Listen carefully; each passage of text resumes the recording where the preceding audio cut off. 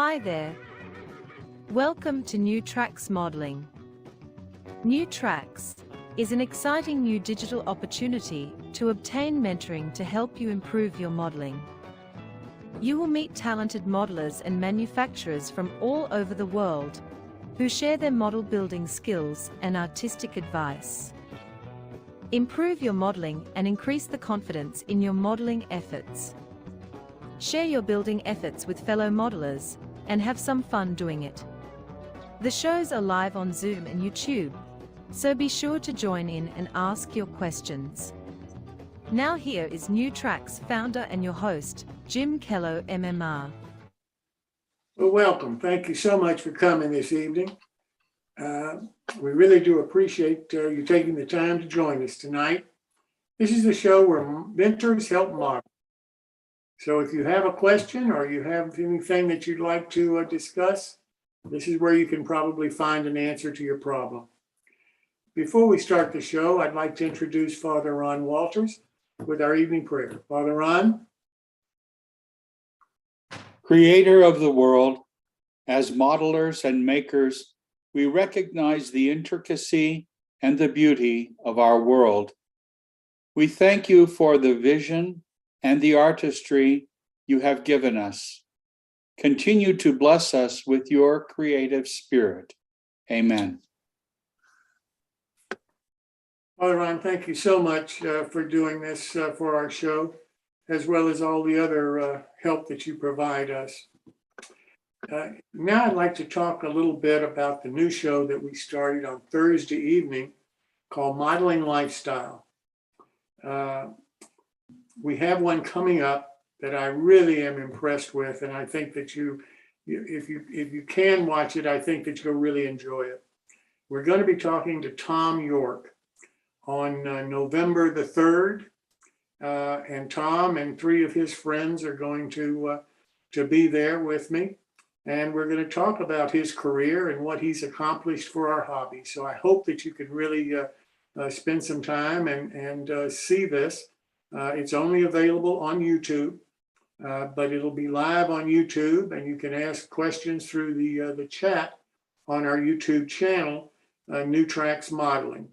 And we have a short video we'd like to play about Tom York.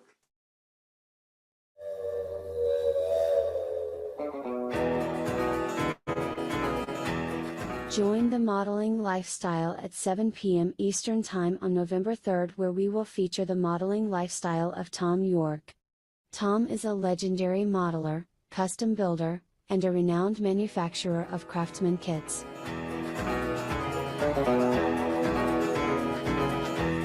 I love the sound of a whistle. And Pat, if you could spotlight me, I would appreciate it. In addition to Tom on November the 3rd, then on November the 17th, we're going to be talking with Al Judy and three of his friends. And Al is just a really outstanding modeler, but also he's been in charge of an O-scale show in Harrisburg for years and years. And it's really one of the premier shows in the country. And I think you'll enjoy hearing about that and how he got it started, as well as meet three outstanding modelers that are going to be on the show with him. So Al is going to be on that show on the 17th of November. The one that we just finished, and I hope that you had a chance to see it. If you haven't, I encourage you to do it, was with Bill Davis and three of his friends. We did that one about a week ago, and that was extremely successful. It lasted a little longer than we wanted or had planned, but I think that you'll really enjoy it and hear Bill talk about some of the things that he's done in the hobby and accomplished. Well, as all of you know, we are doing a lot of things, trying to answer your questions and take your suggestions to heart, and we need help in our shows. So if you can spare a little time, we certainly would appreciate you volunteering to help us. We particularly need help right now in our website Jim Allen is doing a fantastic job, and so is Jamie Bothwell and the other people that are working on the website with Jim. But we need more help on the website to keep it up to date and to include some of the things that Jim has just not had a chance to include on that website. So if you can give us a little time, we sure would appreciate it. I normally talk about the build-alongs at this point, but I'm not going to do that tonight because we have the announcement of Hangman's Creek and New Creations Victoria Model Railroading and Doranian Logging Systems Without Wire, and they're going to be on our show shortly, and you'll hear about their companies and about the model that they're going to do the build-along with on the show coming up. And I really hope that you'll take a hard look at each one of these companies and the product that they're going to be building along with our show. And considering purchasing the product, they're all offering discounts off of the cost. And you'll hear more about that a little later. But I couldn't be more pleased with the reception that the build-alongs are getting because it does seem to be getting some modelers off the chairs and building again that haven't done it for quite a while. And that to me is encouraging because that's really what the shows were created to accomplish in the first place. The next thing I'd like to talk about is the My Bills. We do these once a month. We had, I think, 7 or 8 people that showed their models last month. And we're hoping that we can include that and increase that in the months to come. The next one is on November the 23rd. And I have a short video of our sponsor, which is Dan and Amy Darty and their magazines that I write for.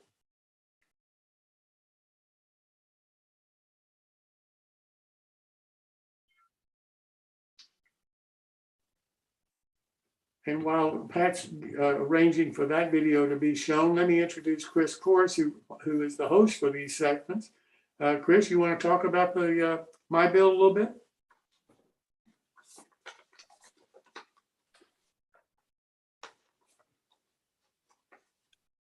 And obviously, Chris is not with us this evening, so let me continue on to talk about our scholarship program.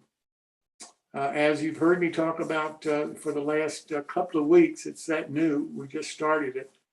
We have started a scholarship program. We're trying to raise $1,000 for it.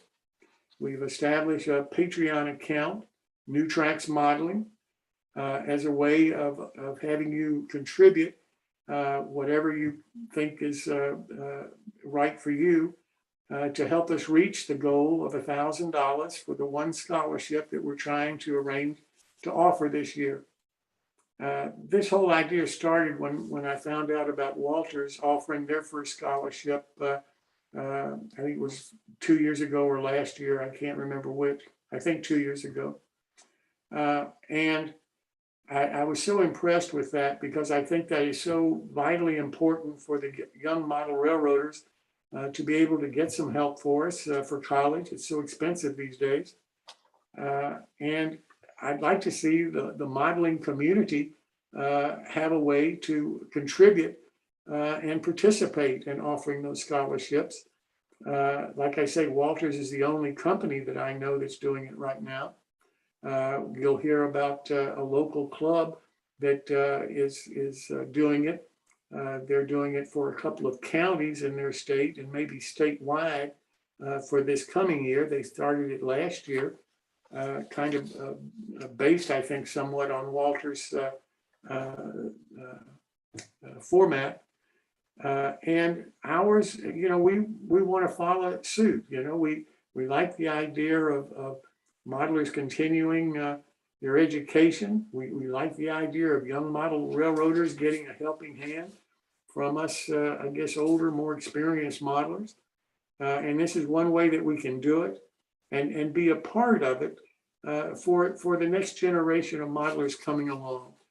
And I think this is so important for us to speak as a community of modelers And this is one way that you can do that. As far as I know, this is the only way to do that. I'm not aware of anybody else except Walters and this one club that is offering scholarships to young model railroaders. And we're trying to start something, and we hope that we can be successful. But the only way we're going to be successful is if people who watch the show and enjoy the show feel that it's worthwhile, and they would like to contribute to it. So with that said, we have two ways that we're raising money right now. The Patreon account that I've mentioned to you already, and the other is watching our YouTube videos on New Tracks Modeling, which is our channel on YouTube. And if you like or think that you're interested in watching one of the commercials that are attached to those videos, then if you do watch them, then we get a little money coming back from YouTube. Right now, after 2.5 months, I think we're almost at about $90 that we have accumulated. YouTube doesn't pay in anything less than $100, I'm told. So we haven't received any money from YouTube, but we do appreciate so much the ability to be able to have our videos on YouTube. And if you see so fit to watch the commercials that are attached to them, then know that we will be getting a little money from that if you watch them. Hey, Jim, Yep. there is a third option. Rail Artist on YouTube just donated $5 using Super Chat. Oh, that's fantastic. And that's exactly the kind of thing that we're hoping is going to happen, because it's the only way that I know that the modeling community can speak as a whole. And I think that's important.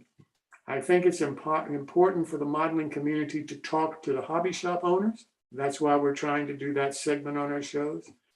And I think it's important to talk to the NMRA divisions and the local clubs so that they have a modeler's perspective in what they're doing, not necessarily the organization's perspective in what they're offering.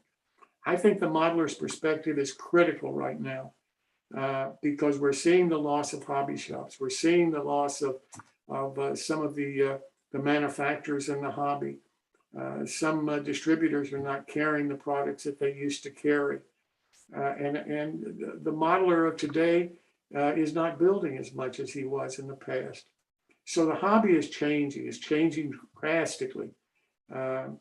There's just, it's hard to explain the changes that you see when you talk to as many different people as I have the ability to talk to each week. It starts dawning on you that this is not the hobby that I remember. It's not my childhood model railroad anymore. It's different now, and therefore we have to adapt to it and keep going with the good things and change the things that we need to change. So with that said, thank you so much for your attention, and I hope that that you feel confident enough in the show to want to help us achieve our goal. We have 3 build-alongs starting coming up: Hangman Creek, New Creations, Victorian Buildings, and Darwin Lightings Without Wires. You're going to hear from each one of those companies tonight. The representative of the company is going to tell you a little bit about the company, about the models and the products that they're going to be using in their build-along, and what kind of tools or special equipment you may need in order to participate and actually build the model with them. I hope that all 3 of these interest you, and I hope that you'll participate with these manufacturers who are willing to contribute their time and models to make the show successful in this regard. Our next My Build comes up on November the 23rd. And Chris Course, as I said, is the host of our shows. And it's for you. It's for all of the viewers to be able to show your models and to talk to the other people on the show or watching the show about what you're building and how you're building, and the tips that you might be able to pass on to other modelers that you've learned from your experience in building them. So all you have to do is send an email to Chris, and he'll make sure that you're on the show and so forth. Since he's not here tonight, let me give you my email address. It's jimkello@newtracksmodeling.com. And if you're interested in the build along, the My Build on November the 23rd, just send me an email, and I'll make sure that I connect you with Chris, and your model will be included, and you'll be able to talk about it if you'd like on the show. Well, with that said, let's start our show tonight. First, I'd like to introduce Hank Primas. Hank is graciously volunteered to take over the Paul Thompson role of providing quick tips. The one that he provided last week, I think a lot of us found to be extremely beneficial. I'd never even heard of doing what he suggested we try last week. So Hank, I'll turn it over to you, sir. Okay, thank you, Jim. Yes, sir. This week I got another one of these things. I tend to come up with a lot of things that hold things. And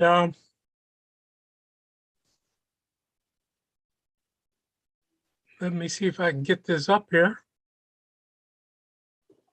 Of course I can. Well, there's me. Okay. So let's try this again. So PowerPoint.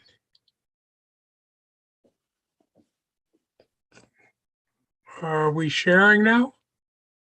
No. There you How go. about now? Okay, here we go. All good.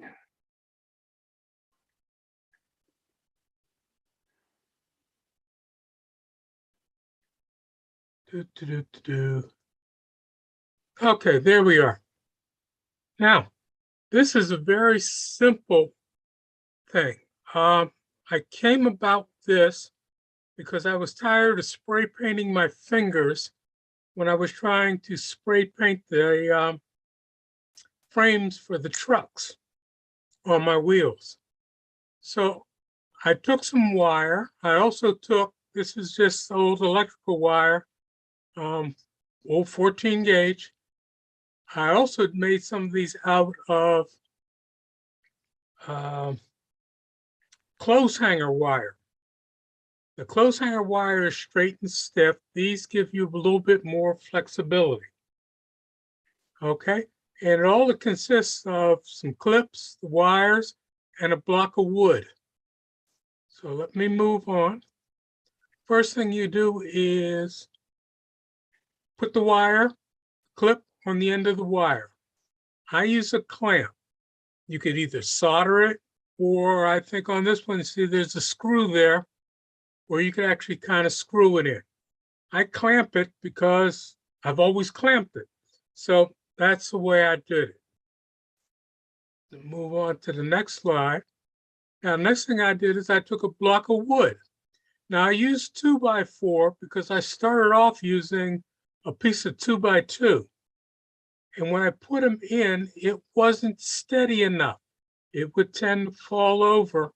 And even if you sneezed at it, it would fall over. So I moved on to a 2x4, drilling holes in it. The holes depend, whatever bit you use, depends on what you use. Coat hanger, wire. I use 14 gauge wire. If you use 10 gauge wire, you need a little bit bigger hole. Okay, there it is sitting in the hole, and it sits up. It gives you, you're able to hold it here at the end and spray paint what else is out there at the end. And finally, this is the one I actually have at work. And that's what I have for the little gadget of today. But I do have one extra thing. My son-in-law, who does estate sales, called me and said they're having a big estate sale in Syracuse of Lionel equipment. He sent me a website where people can go to and take a look at it if they want to. It gives them the catalog of what's being auctioned off. So if there's anybody in the Syracuse area that's interested, here's the website for you. And that's all I have for me. Thank you. Any questions? Another great idea, Hank. I really appreciate you doing these. And everybody needs to understand, while Hank, volunteered to start these off for us, he needs your support and your help. The same as Gary does on the bits and pieces. So if you've got some quick tips, if you've got something that you think can help us all, let Hank know, and he'll make sure that your quick tip gets on the show. And Hank, yes. I really appreciate you doing this and look forward to seeing you next week. Yeah, because I'm going to run out of these very soon. So if anybody has any, also, if you don't feel like going through all the stuff that I did, you can buy something like this from Micromark. I think it's about $40. So you can either buy it, make it, whichever way you prefer. That's all I got, fellas. Thanks, Hank. Appreciate it. Hey. Now let's go to Gary Shurgold, MMR, for his bits and pieces. And again, Gary is the host of this part of it, but if you've got things that you think are great ideas, contact Gary. So Gary, welcome. Thank you very much, Jim. Okay. What are we doing here? What I forgot to do was load it on screen 2. Can we come back? I've got to get out and come back again. Okay. Oh, sorry. Let me go then to our next guest, Kevin Hunter of Touch Toggles. And Kevin does a segment called What Will They Think of Next? And talking to Kevin, I understand why he got that name started. And Kevin, welcome.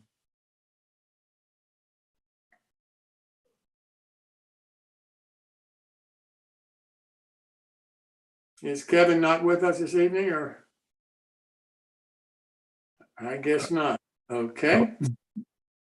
All right, let me go to our first announcement then of one of our build-alongs.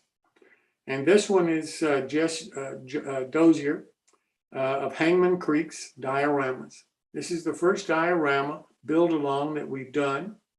And we're not starting the build-along tonight, but I wanted to give Jess an opportunity to tell us about his company and himself and the model that he's going to be building on the show and the particulars about that. So Jess, thanks so much for doing this for us.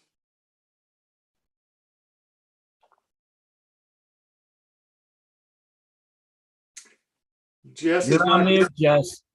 Okay. There we go. Is that better? Yes. All right. Sorry.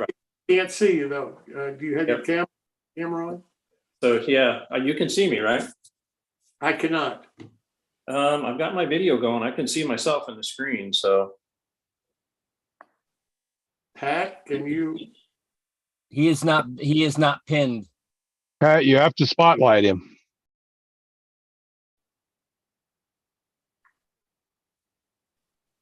yeah. Take it over, Phil. I'm definitely here though, I promise. Okay. All right. Jess, is it? Yeah, you want me to just go ahead and get started? I will Yes. spotlight you. All right. Well, that's kind of scary. There you are. There we are. All right. So excuse me, tired, but unfortunately, And you can take me off the screen now. I'll shut you off. All right. right. I'm not lucky enough to be retired yet, so I snuck away from work. So Jim reached out to me, some time ago, and he kind of discovered my little venture, and it grew out of. I'm one of the builders of the Hangman Creek Lumber Company, which is an 013 layout that we, some friends and I built for the 2012 narrow gauge convention.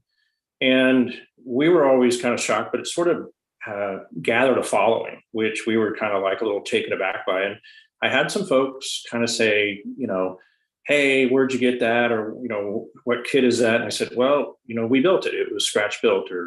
So over time, started to get interested in doing a little kit business, partly in my mind to support my own habit, right? I mean, if you have a hobby that may cost some money, you've got to figure out how to fund it, right? So, but also, I really, to Jim's point, I saw a lot of folks that, I think one of the big things, and I think I faced this at one point, you brought up Tom York. I used to sneak into, when I traveled a lot, I used to sneak into Caboose Hobbies, and I would go in and look at that little display layout. I don't know if anybody's familiar, but there was this little display layout there that had a whole bunch of Tom's kits, and it was just amazing. And I was sort of taken aback by it, right? Like, and the first thing I was intimidated pretty heavily by it, right? I was like, man, I'll never be that good. It's really the first thing that went through my mind. I'll never, how do they do that? I'll never be at that level. Like, what an artist. And so I started studying more and more, right? What I learned is that everything is a process, right? And I'm a visual learner. And so over time, I really got past that intimidation about how to make really, higher end models, because I got past that mental barrier. Okay.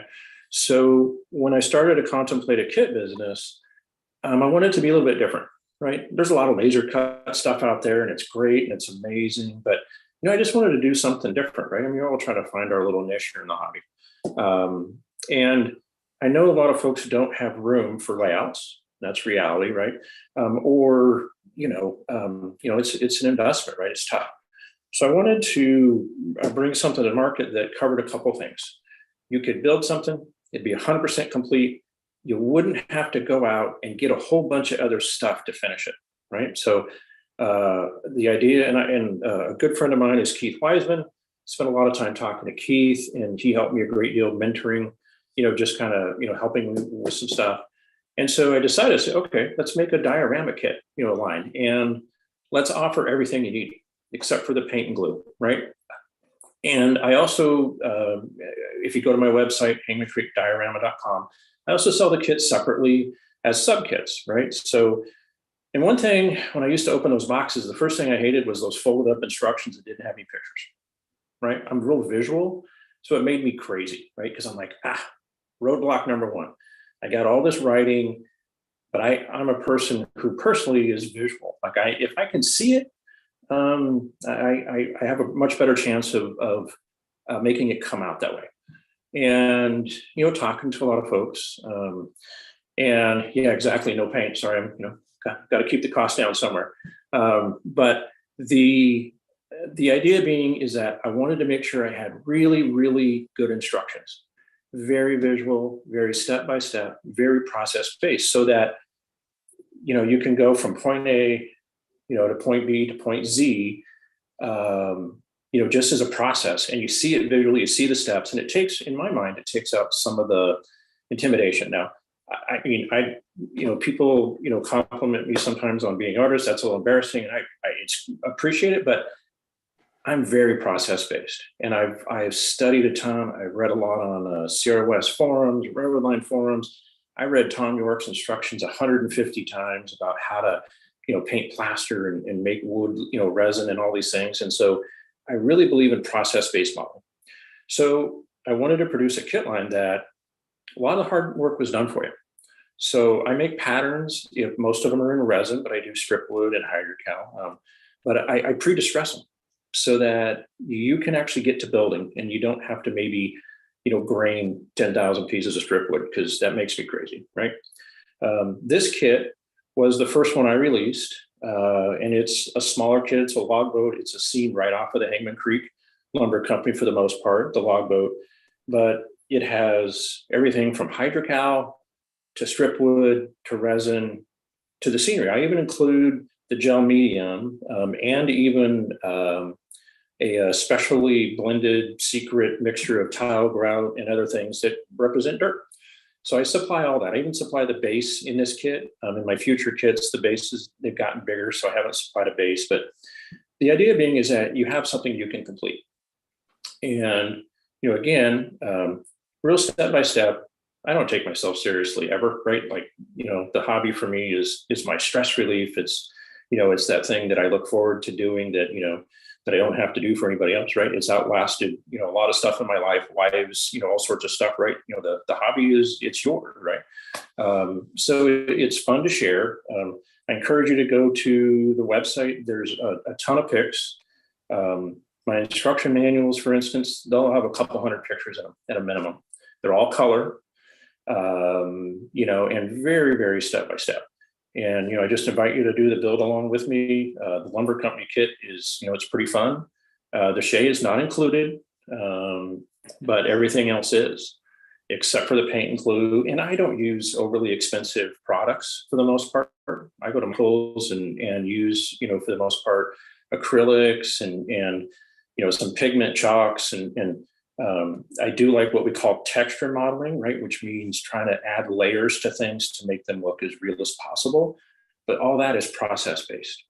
And having built a pretty large layout and a couple others, I have to see instant results. Like I have to see progress, or I get discouraged and it ends up on the shelf and then maybe I don't go back to it for months. Anybody ever lived that? I'm sure.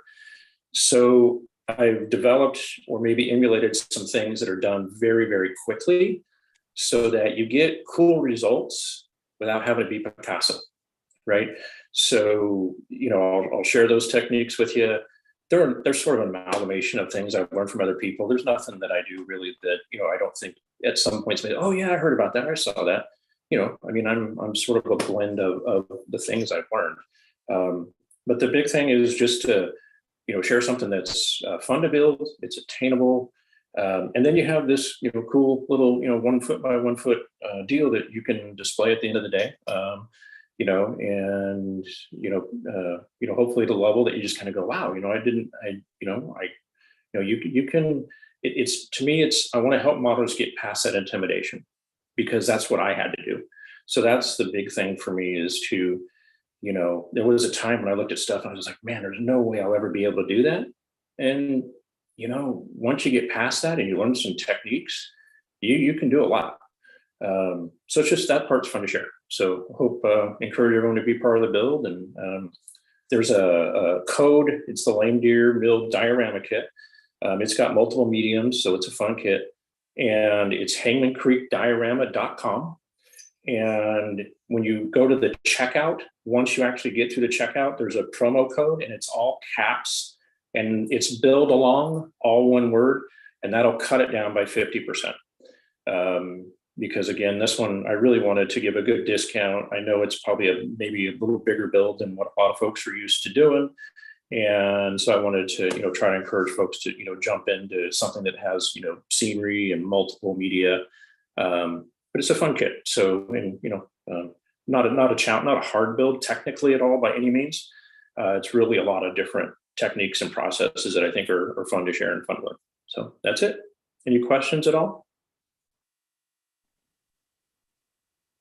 Yes, I think you've pretty well covered it, but I'm really looking forward to watching you build this kit on the show. And as I say, this build along starts on our show November the 23rd. And then it'll go until the kit is finished, probably 4, 5, 6 weeks, something like that. And we'll just have to see how it goes because, as I say, this is the first diorama that we've done.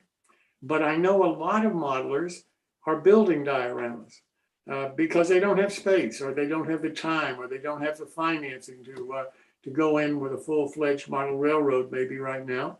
But this is a way to start learning the techniques and the skills necessary to build models. And it's a beautiful little diorama, in my opinion. So I encourage you and hope that you'll want to build it along with Jess. And Jess, I can't thank you enough for wanting to do this on the show and help us try to learn how to get involved in this diorama building. Yeah, and I actually have to go back to work, so I apologize for not being able to stay on, but just appreciate what all you are doing. I think it's great. Thanks so much. Okay, thanks, everyone. Now, next, I want to introduce somebody that you've met before, Alan Rogers. And Alan, you know his company is New Creations. And he's going to build a church, one of his kits on the show. And it is a beautiful model. If you haven't seen a picture of it yet, I'm sure Alan's going to show you one. But it is a beautiful church model. And Alan, thanks so much for doing this. I really do appreciate it. Well, thank you for the opportunity. And I'm looking very much forward to Jess's presentation. I just kind of, as a segue to what he just said, I just sort of recently took on the mentality that my layout is a series of many dioramas put together. Case in point, if you're looking at my background, it's a bayou, and that used to be a hole in the middle of the layout that I could access the track on the other side. And this is a pop-out diorama that I just built. So I used woodland seedings, water, and freelance the structures that are on there. So that's a new direction my layout's taking now. But getting back to my particular build along, I wanted to talk to you guys about some tools tonight. And what I'm going to share with you basically is something that if you order these tools, you're going to be able to use them for a lot of projects other than just mine. So this is the logo for Micromark, and I'm sure you guys are, really familiar with that company. But this particular device here, it's a duplicator. I think it was originally developed by a Northwest Shortline, and this is Micromark's version. So I don't know, what happened to that item, why Micromark has it now and NSW does not. But I use this thing every time I sit down to do anything, and you can cut pieces of material and have them square, and it's just very handy. So you can get that at micromark.com. The next thing I use all the time is this magnetic gluing jig. And I have some other magnetic things as well that I can do for corner joints, but this thing is wonderful. It holds everything flat and everything square, very powerful magnets. So that's something else there. This is Northwest Shortline's logo. And let me see if I can blow that up a little bit for you. I don't remember their website. I think it's nswnwsl.com or something like that. But that particular company, if I can get to them here, they make this duplicator, this chopper, and they make several versions of the chopper, including one with a self-healing mat. And so I use that all the time as well. I have two different versions of that, this short one and the long one. So if you invest in a few tools like that, it will make any build that you do a lot easier. It's worth the investment. So getting back to my particular build along, it's going to be a model of St. Mary's Star of the Sea Catholic Church in Ocean City, Maryland. And the first segment of my particular build along will be a short history of the parish. And I just contacted the parish secretary the other day and asked for permission to use their photographs from their website on my little segment here. And she was just thrilled. I sent her a copy of my O-scale kit when I first rolled that out.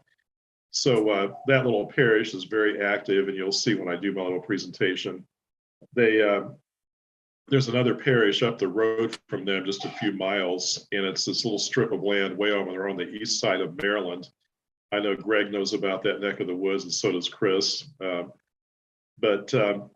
Anyway, the parish was originally founded in 1875, and I have some pictures of the way the building has progressed until today. My particular kit is the way the parish looked around 1912. So I'll explain all that when it comes time to actually doing the build along. So I'm offering the kit in both O scale and HO scale. And I'm going to go out on a limb here, Jim, and I'm going to say, we were going to offer a discount just for the month of November.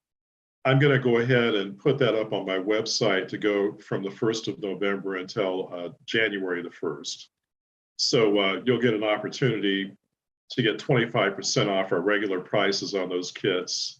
And so I hope you'll try one of my kits. And I'm kind of the new kid on the block. And it's just great to be here with you guys, learning from you. And it's a great community. And really am thankful for the opportunity. So thank you so much, Jim. I'll give it back to you. And Alan, that discount now is going to run, give me the dates again. It will run from November the 1st until January the 1st. Got it. Okay. A code, is there a special code at checkout? There is. It's on the New Tracks website, and I don't remember what the code is, I'm sorry to say, but that's where you would find it. Okay. Anybody have any questions for Alan and the build along that he's going to do with his church? It is available in O scale, Al? It's O scale and HO scale. Thank you. It's a beautiful model, Alan. It really is. I commend you for producing that. It couldn't have been an easy kit to produce. So thanks so much for bringing that out. And thanks again for this evening. I appreciate the information about your company. Thank you so much. I do want to mention one other thing before we go to the next event here. There's a magazine called O Scale Trains. The editor of that publication is Martin Breckbilt, MMR. You've seen Martin on our shows quite a number of times, and Martin's magazine, and Martin is editor of that magazine, is the only other publication that has really been supportive of our show. And Martin, wherever you are, if you're here, thank you. But I really want to thank Martin publicly for the support that he and his magazine have shown to the show. They publish what our future agendas are going to be. I think in the upcoming issue of O Scale Trains, he's going to have the March-April agendas. And Martin, I want to thank you again for the support that you're showing us. Something I can do, just a correction, the next issue of the magazine should be in the mail. I just got my subscription copy. It's the November, December, and it has the November, December schedule in it. The January, February issue will have the schedule for those 2 months. And the issue after that will have the schedule for the next 2 months. So every issue will have a current schedule as Jim provides it to me. Martin, thanks again. I appreciate it. Okay, now I'd like to turn to go back. Gary, are you ready, or should I wait longer, or what? No, I'm all ready. Okay, then let's go back to Gary Sherwood, MMR, for his bits and pieces this evening. Okay. Gonna share screen. Screen 2. Share. Everyone should see that. Yep. Get the slideshow coming up. There we go. Yep. Okay, welcome to Bits and Pieces for tonight. What we are going to discuss tonight is sawdust. Now, if you're a woodworker, or you know someone that is, or you're close to a mill somewhere, go over and collect a fair amount of sawdust. The finer, the better. You can sift this and make it finer. This is just out of my, I do a lot of woodworking, and this is out of my saw. So what we're going to do is we're going to take this and we're going to go and buy ourselves a nice, this is a quart of, pick a nice green color. And what I do is I put the paint into a bucket, and what I mix it is 1 part paint, 5 parts water, and I make a slurry out of it. Then I take the sawdust and pour it in, stir it up. Don't pour it all in at once, stir it up, and then keep adding until it gets really clunky like this. So what it's basically done, the sawdust is starting to absorb the paint mixture. Then what I do is I take it and I spread it out on cardboard and put it in the sun to dry, or you can put it in the basement, takes a little longer, but put it on the cardboard. And then what I do is I take it after about a day and I transfer it over into a screen. Now you can see the screen on top of this box. And what this does is allow the air to move underneath and on top. And I continuously, over periods of time, spread this around and mix it. And once it's mixed and dry, you can tell it's dried. Usually takes about 2 to 3 days or more. Once it's dry, you get this concoction here. Now, just see that it's dry, just pick some between your fingers and rub it. If the green comes off on your fingers, it's not dry yet. So, but it does take a while, but it eventually will dry. So what I do is I take some and I put it over a pail, and I have another little bucket underneath there. And what I do is I just rub it over the, with this little screen here, or you can use a spatula or whatever. And I keep rubbing it until the fine particles drop through. And what happens is there's the little bucket underneath that's collecting the fine particles.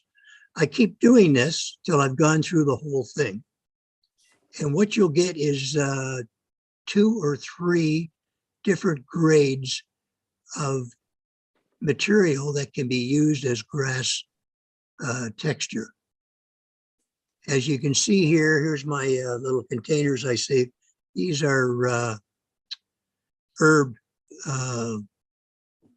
containers that get empty. I save them and I end up. This is brown. This is the green that you saw. And this is one I had done actually quite a few years ago. And it's sort of a greeny, a little lighter green color. And over time, or this material can be used the same as foam. Now, the same process can be done with foam. Now, you take the foam and you grind it all up in a blender, and you can use exactly the same process as I've done here with the sawdust. And that is bits and pieces for this week, Jim. Thank you so much, Gary. I appreciate it. You're very welcome.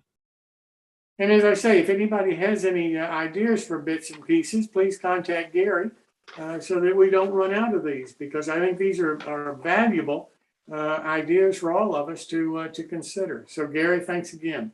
You're welcome. Now I'd like to turn to Phil Edholm, who does the local clubs and NMRA divisions.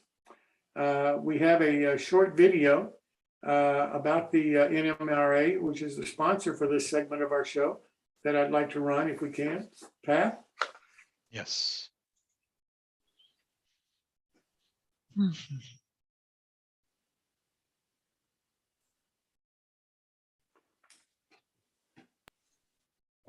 Welcome to model railroading.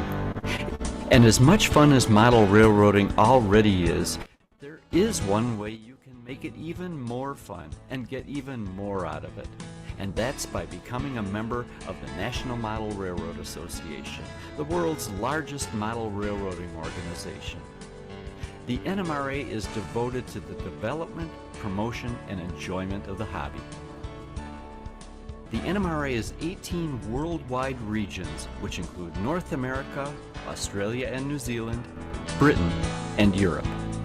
These regions have annual conventions where modelers can swap ideas, tour prototypical industries and railroads, see model railroad layouts built by other members, and get to know fellow modelers from a wide geographical area.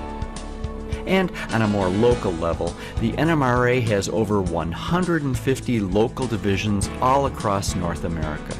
These are groups of modelers in nearby cities and counties who get together regularly for scheduled events, seminars, how-to clinics, or visits to other members' layouts. Chances are there's a regular NMRA division event not very far from where you live.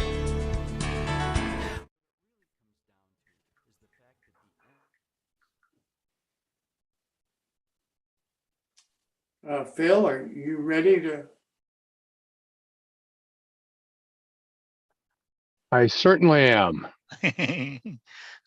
So thanks, Jim. Well, tonight we have an exciting program. You know, as we said, this is a program where we focus on trying to bring together people from different divisions, different clubs. And tonight we have a couple of folks. So first person I'd like to introduce is Greg Cassidy. So Greg, and Greg, actually, most of you know Greg, and he's actually brought a friend with him, Jim Anderson. So Jim, I'm going to bring you in. And so, you know, this is a place where what we really try to do is do a little bit of focus on what clubs and divisions are doing. And I know you guys have done some interesting things from a scholarship perspective, but wanted to get a little bit of a feel for kind of your local area and division and what things you're doing out there in the Maryland area. So Greg, I think you said you had some slides to show, so maybe we'll start with that. All right, thank you, Phil, and welcome to Jim. I'm not sure if exciting is the right word, but we'll see how it goes. Yes, I do have a real quick history of our club, which might help some of you understand why we're currently doing what we're doing. Okay, our club is actually the merger of two different clubs. Our club started as the Rockville Society of Model Engineers in the old B&O Museum in Rockville, Maryland, back in 1965. And in 1980, there was a club started in Silver Spring, Maryland, which is about 15 miles away. The Rockville Society of Model Engineers became the Maryland Central Model Railroad, and that's when I joined them. And the Silver Spring Club became the Gaithersburg Model Railroad Club, another town in Maryland. And in 2004, for circumstances that you'll learn, we both merged and became the Rockville Model Railroad Society. Now, these are some photos of the Maryland Central Model Railroad Club, which, as I said, I became a member of in late 1980s. And we had a sizable layout in the basement of a church. And we had open houses. We were a 501c3 club, so we had requirements to have some public access, and we had a library. And for 20 years, from 1980 until 2000, we had a pretty thriving club. At that point, we would have somewhere around 40 members. But in 2001, the church got sold, and if any of you have ever had to go through tearing down a railroad or layout, you know how painful that is. We started collecting all of the stuff we could save off of the layout, and then comes the process of having to empty out the room. And basically a Sawzall is your best friend in doing that. And there's a lot of painful memories in that room, a lot of enjoyable times. Now, being in the Washington area, it was difficult trying to find a new location. We did find a garage that was part of a farm that the city of Rockville was going to be renovating. And we started to work out a deal where we could get the garage and we could set up a public layout in that. But after about a year, it turned out that the building wasn't sustainable. It was going to have too much work to have public open houses, and it just didn't work out. So at that point, that's when we merged with the Gaithersburg Club. Now, since we don't have a home, one of the things we've been doing is what I'll show you. We've done outreach where we go to community centers. We have our own time saver layout. We'll be setting that up in a senior center in a couple of weeks from now. We always go to the Timonium train show, and being a 501c3, we're very often called upon by railroad widows to help sell what their husband might have left behind. And we'll sell it on commission or as a donation where they can write it off their taxes. And we usually have tables at almost every train show up there. We also have an existing layout in the Silver Spring B&O Museum. It's a small layout that you can't operate on, but it runs trains. And once a month when they have their open house, it'll show the youngsters and the people that come in what a layout can be. We also were working on the Boy Scouts of America merit badge with a troop in our area. And that was just getting started in 2019. And just as we were about to start the meetings with them came 2020 and COVID shut all that down. But we're starting to get to the point where we could start that back up again. And we are about a half of our club are NMRA members, and we're in the Potomac division of the Mideastern region. And some of our members will work at the division tables at the Pomonium show. This is at the last show just a couple weeks ago, where the Potomac chapter and the the Potomac division and Chesapeake division held a mutual table. And one of the other things that we're really excited about, last year, we had our first Rockville Model Railroad Society scholarship program. And this went successful for being our first one.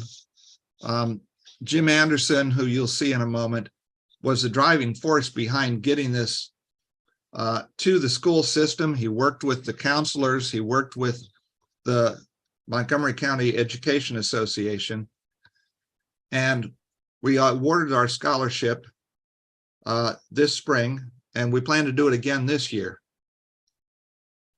So that's kind of it for where our club came from and what we've done. So Phil, go ahead with your questions. Well, that was a super introduction, Greg. You know, it's really neat to kind of see how you've evolved. I guess the question that kind of becomes top of mind is, you know, what are there plans, strategies in place to try to get a new facility, or how is that work coming? There have been plans in place since the day we were tearing down the layout. Unfortunately, the Washington, D.C. area was never an industrial area. Our biggest industry is government. And it's hard finding buildings that aren't going for office space rates. The Rockville garage that was part of a farm was one possibility. We've had a couple other that we've tried to chase down, but none of them were either going to be big enough to put a layout in, or if they were, you were basically talking business rates where we couldn't afford it as a sustainable club. Ah, interesting. So basically, you know, you're in some ways kind of a different club in that you don't have that large layout to become a central point. I guess, so what kind of activities, I mean, you talked a little bit about what I think is more outreach activities, the scholarship. What activities does the club do as a group from a modeling perspective? Well, I'll let Jim answer that because he's actually one of the members in the club that has a quite sizable layout in his basement, and he lets us come over and play with it sometimes. Ah, sure. Well, you know, again, thank you for having our club on, and you know, as Greg has mentioned, we have evolved. I think our situation is similar to a lot of organizations in the hobby, in that, you know, oftentimes just space is difficult to secure. So you have to evolve and really kind of have a different orientation in what you're doing. We really learn from each other. And you know, for those of us who have large layouts, oftentimes it becomes difficult to stay motivated and really kind of you know, just put together those milestones, but we all do that. We all provide encouragement to each other, and frankly, we all learn from each other, which is great. But we also share a common bond of just having a true passion for the hobby. I was on the program a while back, and that's really what kind of draws us all together. So we want to give back. We give the scholarship program. We were very fortunate in that this time what we did was we kind of had a narrow focus area in that Rockville is in the county of Montgomery in Maryland. And so we targeted our scholarship for that particular county, all the high schools that were there. But we're going to expand it to the entire state of Maryland. And we're going to hope to have a larger applicant pool. But the person who received it, was a student in need. It was for $2,000, and it just so happened that paid for their first semester going to the local community college. And they were very appreciative. And what we believe is that, they ran into a group of nice people, and that'll draw them into the hobby over time. One of the things too that we've done is, we look at other model railroad clubs, and for those who've been kind of following what happened at the Crescent City Model Railroad Club down in New Orleans, we were all very inspired by the podcast on Modeler's Life, where the president of that group kind of came on and was looking for donations to kind of secure their facility and rebuild the roof and some of the core infrastructure there. And our group made a sizable donation to them. Again, because it's a similar group with people who have a high passion for the hobby. And, we're an older group, so we have, a significant fund balance, and we don't have a lot of expenses. So we would rather put that money to good use and really kind of just help the larger community of folks who are just really kind of trying to advance in the hobby. And what we were particularly, moved with the Crescent City Club was, that's a group that has a very wide range demographic. Folks have been longtime members. They wanted to keep the club going, but that was a challenge. And we felt we made a real contribution there. But we're all about giving and just kind of, sharing our passion for the hobby, learning from each other. And we are constantly looking for opportunities to do that. Bill, I might point out that shot behind Jim is part of his layout. He models the city of Philadelphia in the 40s, and I think he has the entire city in his basement. Well, it's actually the city of Philadelphia, Camden, New Jersey, and Newark, New Jersey. So, but what we do, we're sort of a round robin club in the sense that our members who do have layouts in the basement that are operational will go and operate maybe once a month on one layout, once a month on another one. We do hold weekly Zoom meetings and that keeps us in touch once a week, which is what our usual club meetings at the club layout used to do. Yeah, and it's kind of a funny story, but I'm one of the newer members, but when I was, I had folks over, and it was, I don't know, Greg, maybe it was 8 years ago now. I just literally had a plywood table, and I had a circular track kind of running around, and there were some dips in the table. And one of our members, Tom Matty, was thinking that was a feature, but it was actually because the table was sagging, and I couldn't figure out why every time the train would run, it would uncouple and everything. And the group actually got together for a work session, and we kind of rebraced the whole table. And over time, I remember getting suggestions on where I should put a repair facility and how to really kind of really design a layout for more effective operations. But none of my progress really would have been possible unless I had really kind of had the opportunity to kind of just work with the folks in the group. And I think we all enjoy that.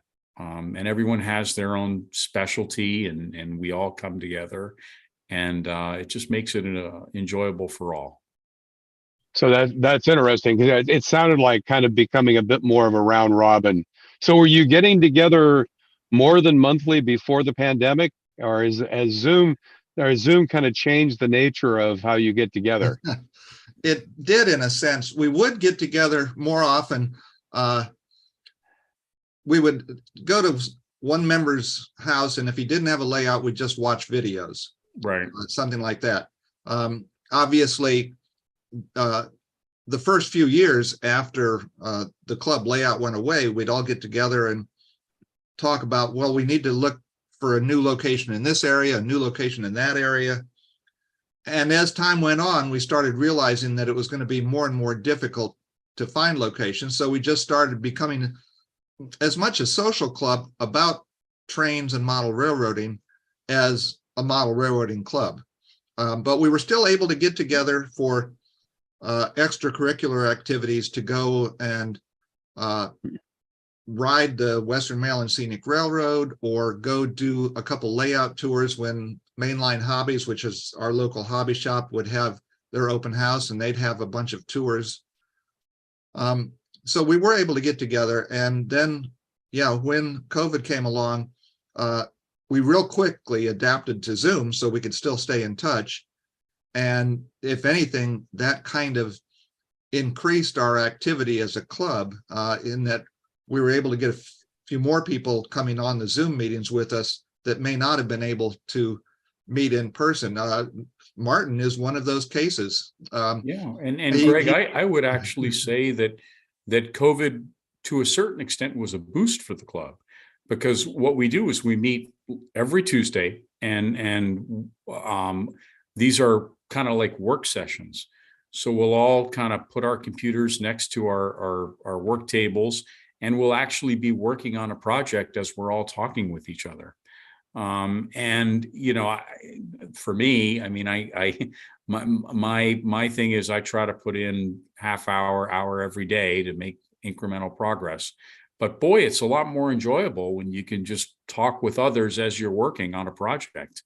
And you know, I find that just kind of a real benefit. And I don't know if Martin, you want to address that at all, but we always enjoy Martin's company. He always has very interesting things to say, and makes us kind of look at different perspectives. But it's truly, I think a lot of people have evolved over COVID. And you know, some of the podcasts that I've been listening to have been saying that it's actually been a boost for the hobby, in that folks have really kind of had to kind of rethink what they do as a leisure activity. And it's interesting. So I think well, and that's kind of an interesting. So one of the things we try to focus on is how clubs and groups are encouraging mentoring and this concept. I mean, the concept of a round robin's been around for a long time, of, you know, going around, having a small group and going to each other's houses and working on projects on a night. But the idea of having a kind of a virtual round robin and doing that mentoring virtually, where people are working on things and can ask a question and interact, I think is something that I haven't really heard a lot of folks doing. So that sounds like a very interesting, you know, kind of concept to keep the group together. Right. And just another thing to think about too is the demographic of our group is getting older. So, you know, the fact that folks don't have to travel long distances at night, I think it makes it a lot more accessible for a number of folks. And I see it as just a real win-win for a lot of folks. So I'm curious, how have you been recruiting new members then? How, you know, how did someone like Martin find out about you? Typically at a train show or No, what? it used to be when we were still looking for a new home, back in the early 2000s and probably up to about 2012 or 13, we were actively searching out new members at train shows, and also any other outreach, going to senior centers or going to other local hobby shows or something. We would be trying to find new members, especially for the purpose of maybe they might know of a place or have an idea of some place that we could find that could end up being a clubhouse. But as time wore on, that kind of fell by the wayside. It just, we've settled into just a kind of round robin, going to each other's houses and working on stuff.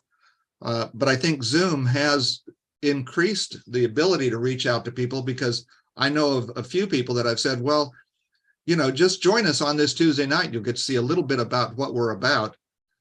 And that's brought a few new people into the fold that we've actually gotten together with a couple of times in person. Well, it sounds like you're fairly actively involved also as a group in the trade shows, but more kind of at the NMRA level than as a group directly. Yeah, the train shows is one of our larger events, and 3 times a year is the Timonium show, and we also have a lot of division activities that some of our members go to. And that's something that we haven't done much of that as the whole club because just trying to find people scheduling to work out. So it's more, some of the members will take part in one of those. Cool. So I guess one of the questions that it's kind of interesting. So how did you get folks to volunteer and get excited about, for example, the scholarship program and some of the other things you do? Do you find that's easy to do with the group you have, or? Jim, go ahead. I think it's one of those things where we all recognize that where are we going as a group? What is our purpose? I think there is again a general passion for the hobby and trying to find outlets for that. We struggled a little bit. I mean, and this was just an opportunity to kind of branch out to a broader audience. And frankly, I think I'm speaking for the group, but when we got the thank you note from the recipient of our scholarship, I think that just all made us feel really good, like we were doing something good for the world. And it really did. And one of the things that one of our members died a couple of years ago, and he left a small amount to the club to do something good with it. And that was when we started to look into the Boy Scout Merit Badge program. And we said, well, we can put the money towards that. And then we started talking more at a level of, well, what else can we do as the club? It's starting to look like it may not become a club that gets together with the club layout and a club room anymore. But we do have a sizable treasury, and we have a very active core group that really believes in model railroading. So we start looking for these other outlets where we can do something to kind of further along the hobby, such as the scholarship, the merit badge, going to the senior centers with the time saver to do outreach. And so we are kind of evolving into that type of a club. Yeah, it's kind of like Andrew Carnegie, right? I mean, why not spread the wealth when you can actually reap the benefits of kind of seeing the good that you're doing. Yeah, the bottom line, being a 501c3, none of the members can touch the treasury, so we might as well do something good with it instead of it being absorbed into taxes and going to the government. Yeah, and it is a substantial fund balance that we have, so it's a nice problem to have. So it's kind of interesting. So you are in a position that I think there are a number of clubs that sometimes find themselves in, of losing a facility, finding how difficult in today's world, especially in urban areas, it is to find a facility where you can build a club layout. And so kind of that transition from being a club with a club layout to being a club without a club layout. So what learnings and what unique things would you think other people should learn who are facing that challenge? Because I think that's something probably every year there are at least, I would imagine nationally, at least 2 or 3 organizations that face that challenge. And I guess the question is, you went through, sounds like 10 years of reconciling yourself to the fact that you were going to become layoutless. I guess that's kind of the homeless word for not having a layout. I'm just curious, are there, do you think you should have made those decisions sooner? And then what are the key things that I think led you to keep the group together? Are there unique learnings there that? It's hard to predict if you're going to become a homeless club. Some clubs, own their building outright. Other clubs are leasing space, but may have a long-term lease or feel comfortable with their lease. So I don't know if you can say you should always have a backup plan, but in our case, we didn't have anything. And so once we found ourselves homeless, we were kind of just awash in what are we going to do? And we looked in a lot of different places. Something looked promising, then it didn't work out. Probably at the very least, any club should, at least at one of their meetings, bring up the idea of if we became homeless, what kind of club would we want to evolve into? Because I think we're all pretty happy with what we're doing right now. We're a social club, and we have this common interest in model railroading, but we also are able to help the hobby in a larger sense. And we feel pretty good about that right now. Yeah, and also ultimately what happened is our mission statement has evolved. Now we haven't put that on paper yet, but I think that's something we probably want to do amongst the board of directors to talk about what the true focus is. But I think that's where it starts, is an organization needs to first look at what their true mission is and then build around that. And then from there, I think people will buy into it, and you will have a healthy organization, largely because people are kind of unified in purpose. Right. Sounds good. Well, I guess one of the things I'll close it with is open it up to anyone else in the audience who has any questions of our esteemed panel here. And Phil flatters us so much. Well, if not, I think you guys have done a great job. I really do. I admire you so much for getting the scholarship program going over there. I can't say enough nice things about it. And as I told Jim earlier, before the show started, I'd love to have him come back and talk about the next year's program once he gets that a little bit further down the road. Because I think the scholarships are a great idea. That's why I'd like to see the show do one that can encompass all modelers. Because I think modelers working together have a tremendous voice and opportunity in our hobby right now. And if we can come together on some really key issues, I think that's going to be nothing but great for the hobby. So congratulations to your club. Well, and I think it really points out, Jim, something that's important is, when you have a setback like that, where, you do lose a facility, in that if you just stay focused on trying to find a new building, eventually it becomes discouraging. Yeah. And I think the idea of stepping back to the real focus, which is, the social aspects of a club, the mentoring aspects of the club, the getting together, really is as important in many ways as the layout you build as a group. So that was exciting. Well, I'd really like to thank you guys for taking the time, and really appreciate it. And we'll no doubt be talking again. All right. Well, Phil, thank you for asking us on. And Jim, thank you for having us. Thanks, guys. Thank you. Thanks, and Phil. Thanks, Jim. And we'll throw it back to you. Okay. Thanks so much, Phil. That was a great job. And it really critical information, I think, for a lot of clubs to consider for the future. Well, now we have another build along that we want to announce. And this one I'm really excited about because I know absolutely nothing about this.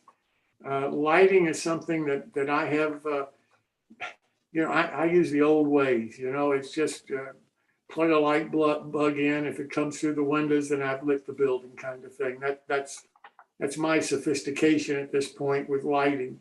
So I'm really looking forward to this. Michael Groves is the owner of Darwin Lighting Without Wires. And I think that we're all going to learn a great deal about the build along that he's going to be doing on the show and about his company. So Michael, thanks so much. I know that you must be tired just getting back from Washington, but thanks so much for being here this evening. You're most welcome. Jim, thanks so much for inviting me on.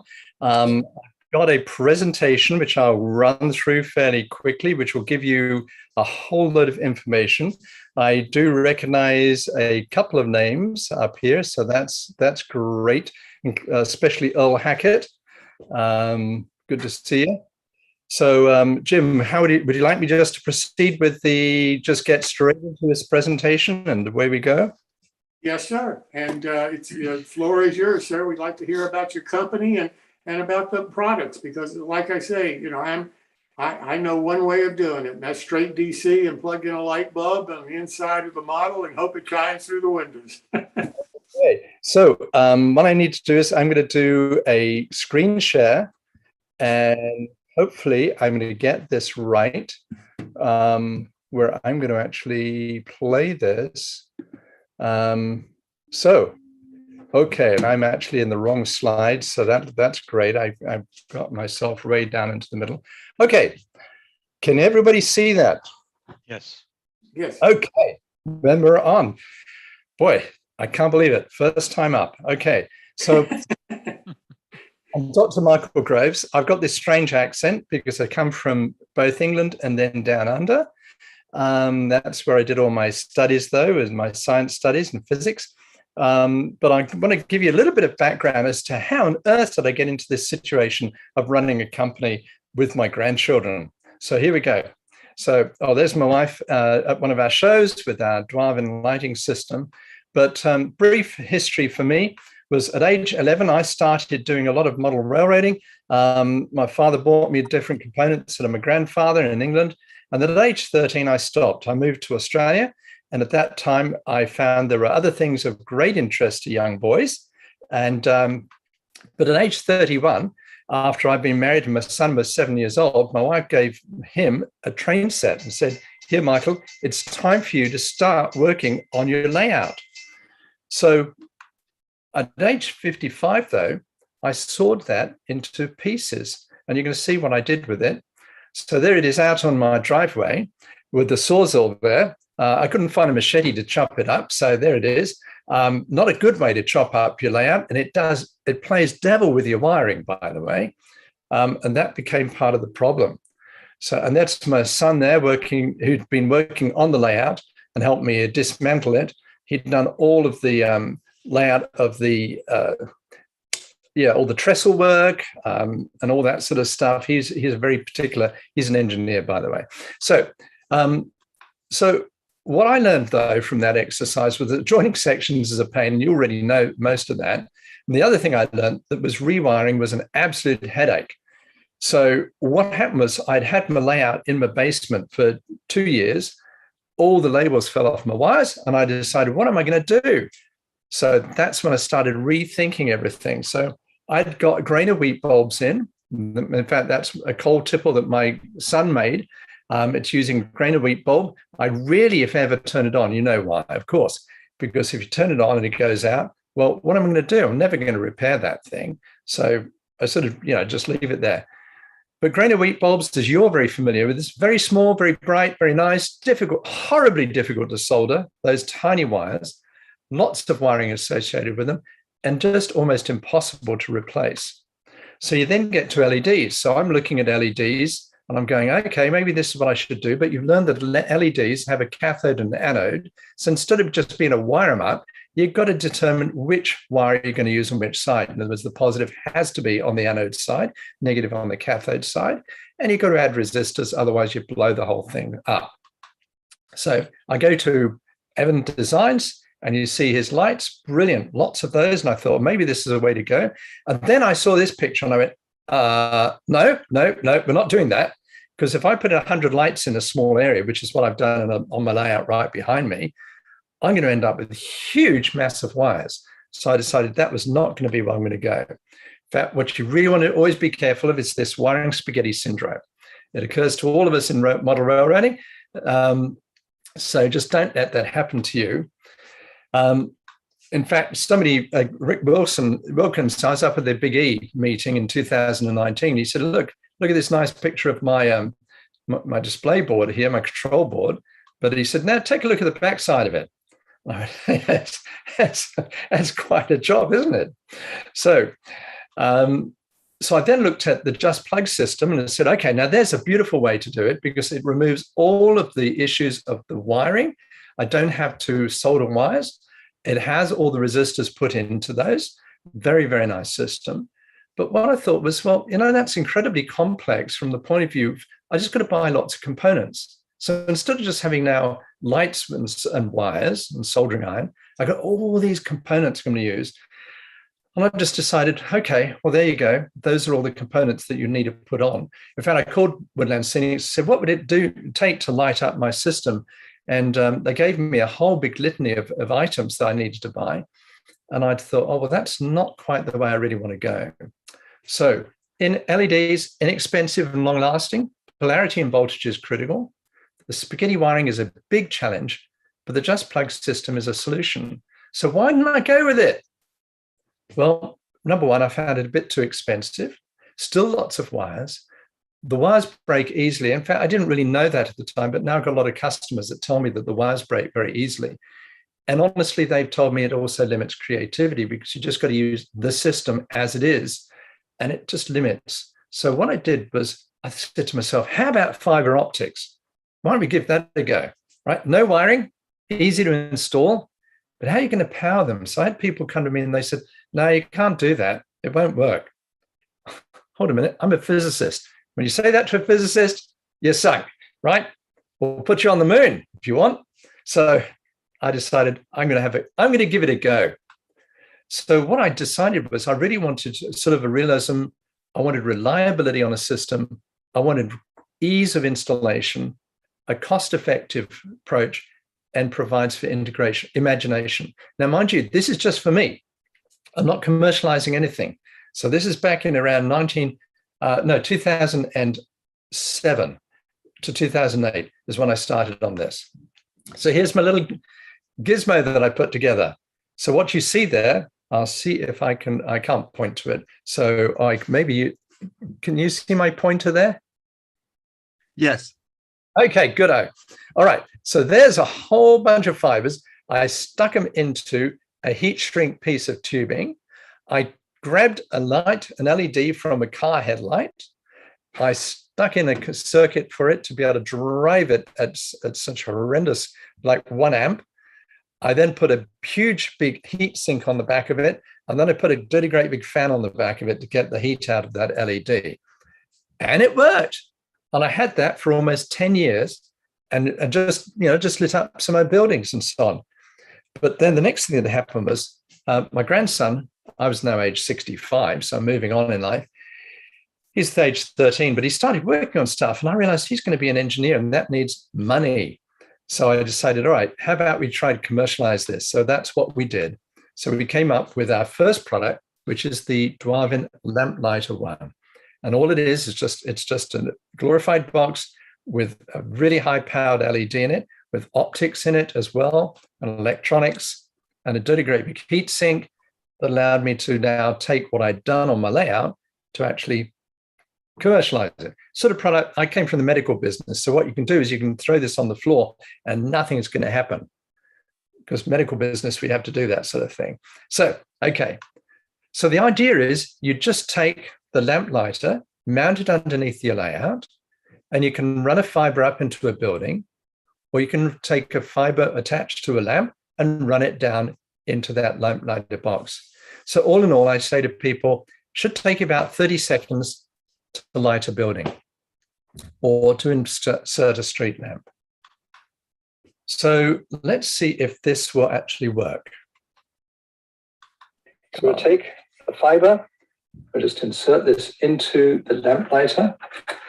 And yes, we've got light at the end of the fiber.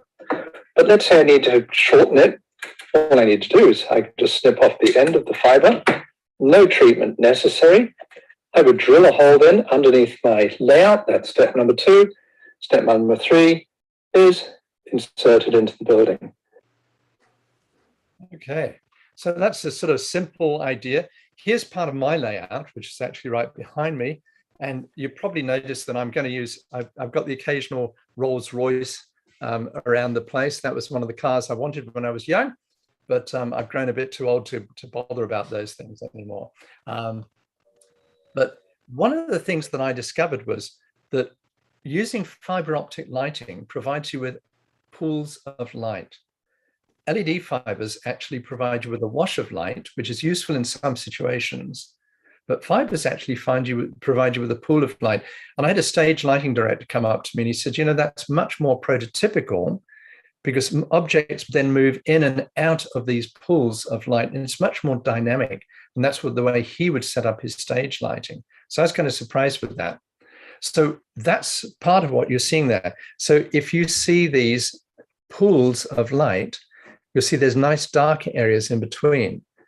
And that's a really a nice characteristic of using fiber optic lighting. Now, I know most of what we're buildings, but I just wanted to sort of give you a bit of a full-orbed picture of what goes on. So, there we go with an E-type Jag. Now, I would like one of those now. So if anybody wants to provide something at a discount, I'm very happy. Maybe I'll sell the company to you for an E-type Jag. How's that? So yeah, but anyway, there I have it sort of sitting under these lights, which are really nice and sparkly. But again, you see these pools of light. And there's my buildings just lit up with a single fiber. So let's talk a little bit about how, and in fact, one of the nice things is you can see here, I've just lit this little guys up here are digging up the road.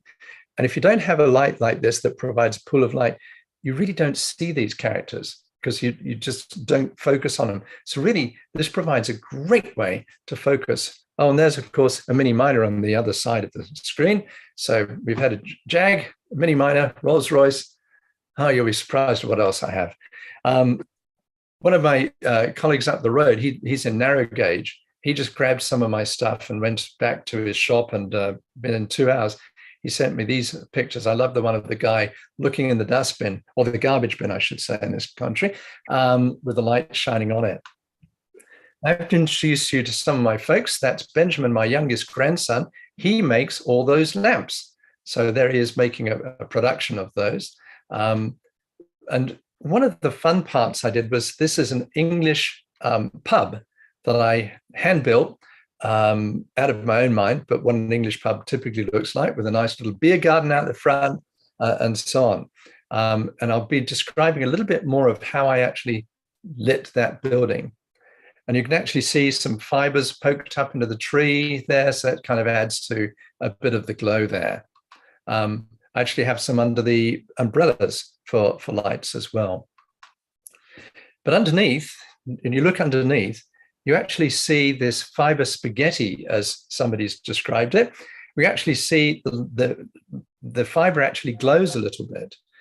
And at first I thought, well, that's a bit of a bummer. Well, it doesn't lose much light, but one of the nice things about it is you can actually decide, you can see exactly where your fibers are going. You know what it's like with your wires, when something breaks, tracing through wires is a royal pain in the neck. Well, I have to tell you, the other day, I had an experience where I was very lazy and I had all my fibers, lying down, almost, draping on the ground. If you went under my layout, you'd probably strangle yourself. So I decided I better do something about it, because somebody was coming down to take a look at my layout. So I had about 100 lights.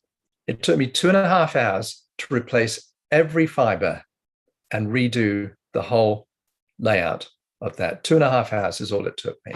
So that's when I said to myself, I am so glad I went to fiber. All right, so I'm going to just keep moving on. Oh, by the way, this is one of my customers, Paul McCarty. He's an N-scaler. He says his kids actually enjoy looking at the fiber spaghetti more than they do at the trains now. But so the lamp is very bright LED. It's easy to mount. Very few components are needed, and it's very easy to trace the lighting. So basically, when you look at it, it's a 2-component system. So it's the lamp lighter itself, right? So that's that. And then you've got fiber, which you're going to add. So if you're just lighting buildings, virtually that's all you need, and you can get going with it. So if I was lighting houses, now let's get to some real brass tacks for a moment. We provide different sizes of fiber. The different sizes determine the amount of light you're going to get. It also determines the amount of flexibility in the fiber. So if we start at the top, 2mm fiber, that's pretty heavy amount of light. The amount of light I get from my box, my lamp light, is very intense. So I'd say, okay, so a 2mm is all you're going to need to light an O gauge type of house. I moved to a 1.5mm. And by the way, the light intensity is proportional to the square of the diameter, right? So 2 squared is 4, 1.5 squared is 2.25. So we're just about half the amount of intensity with a 1.5mm. It's more flexible, which is nice. Yes, it's good for O lamps, is what we use it for, but also HO houses. If I put a 2mm into an HO house, it's way too bright. And then I've got to dim it. And I dim it, by the way, by just pulling the fiber slightly out of the lamp lighter. Very simple, non-electrical way to do it. So any fool can do that. But it's a shame to waste light and especially space within the lamp lighter. So I'd recommend a 1.5mm for an HO house.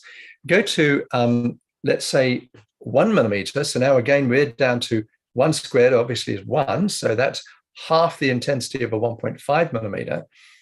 That's really suitable for N-scale houses.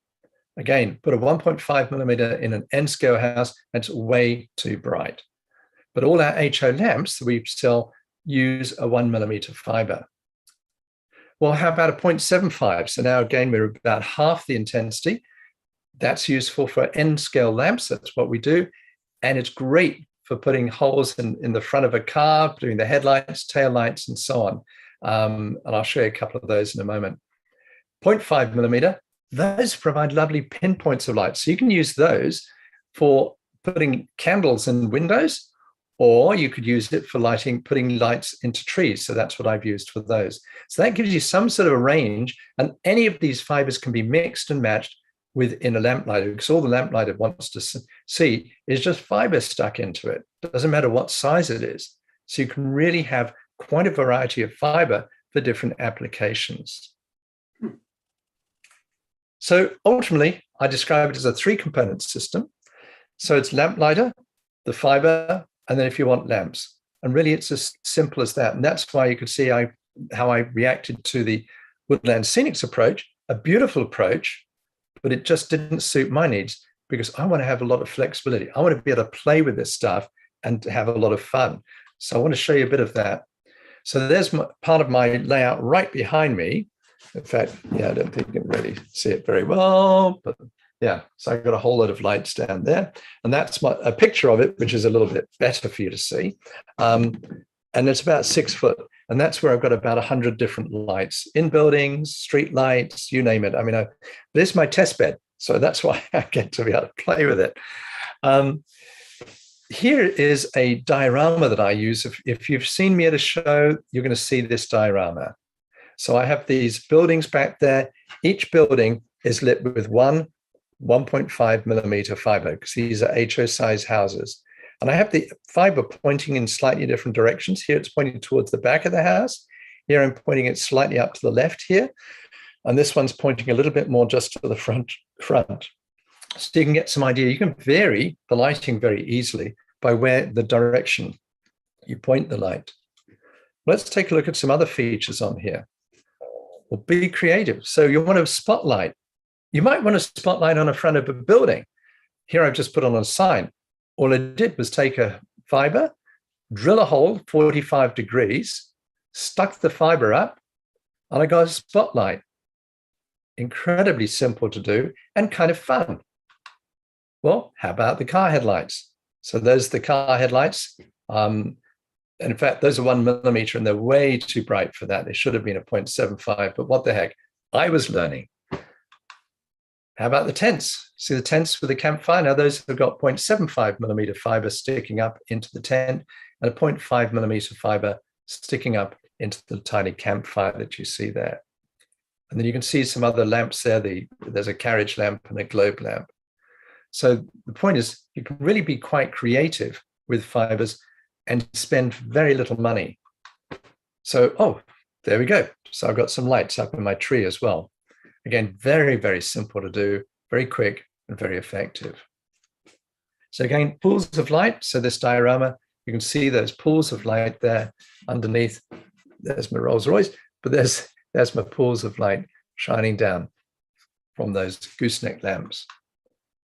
So that's the product, is the Lamplighter 1 product. Very, very simple. You stick the fibers in one end of it, and the one end actually has a grommet in it, which holds the fibers in place. Minimum numbers is 3 fibers, but you can increase the number of fibers and more. I'll talk about that in a moment. I have to introduce you to David. David's the one who makes all my lamplighters. He's the second grandson. So he, all of the, so you kind of got the, right, this is a family business. Slave labor, it's great. Especially when it's willing slave labor. They get paid for it. It pays for their college educations. So there's some idea of some of the lamps we have. There's a carriage lamp, a globe lamp. We have highway lamps, but I'm going to run through these because I know building's more interesting. We have an HO industrial building lamp. In fact, that's off my little diorama. Just introduced double swan neck lamps for, obviously, railroad platforms. And we have the N as well down the swan goosenecks.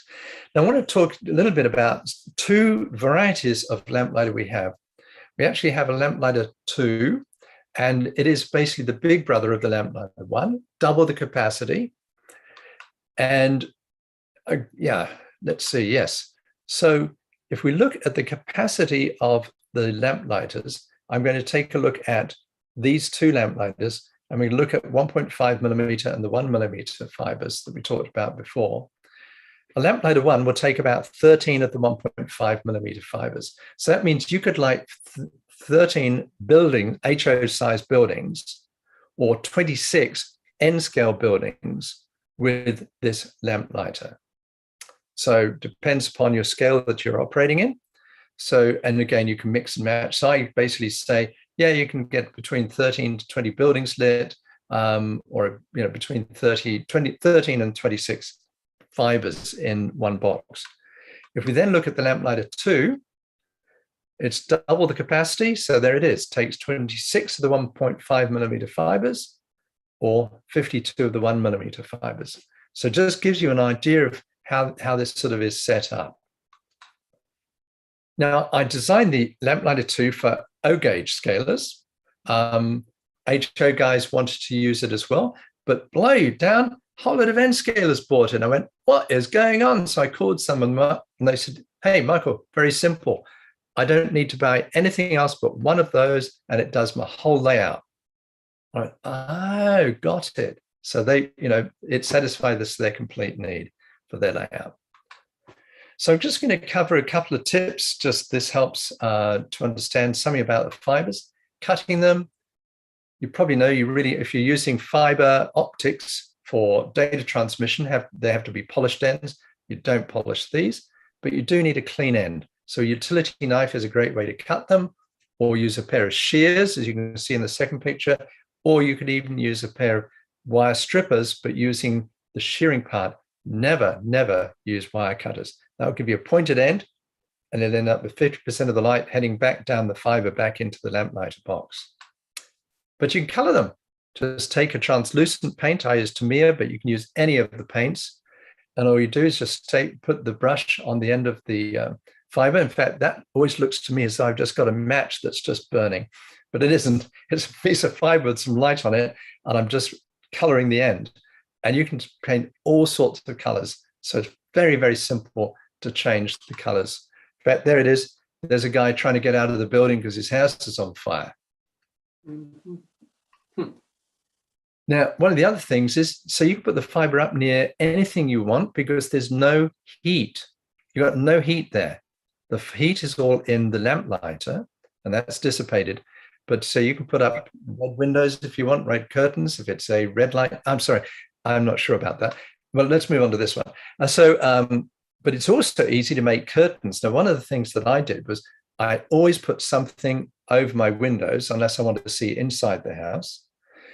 And in this particular case, you can see some striations on these windows. It doesn't come out quite as well on the camera. but it looks like curtains. And all I did was I took some basically tracing paper, and I had a wax crayon, and my grandchildren actually just fiddled around with it when they were much younger, and I had just had some sitting around. I just put that up on my windows on the inside. Hey, presto, it looks as though I had curtains on my windows. Very, very simple. So that's a freebie. That's got nothing to do with lighting, but it does help you sort of, improve your housing. Well, one of the fun things, we're coming up on Christmas. So what you can do with the fiber is you can actually nick it. And if you nick the fiber, in fact, I'm just going to show you what I've done with, I've got a lamplighter sitting here. And I don't know if you can see that very clearly. Let me see if I can move this a bit closer. Don't know if you can see that. Do you see that I've actually got glowing, I've got spots glowing? Not sure if the camera's able to pick that up well enough. Yeah, that may be better. Do you see how? See it. Yep. Okay. All right. So all you might have to stop sharing the screen because we're not seeing the camera. Ah, okay. All right. Well, we'll keep going with the screen for the moment. Sorry, we'll get to that later then. Thank you.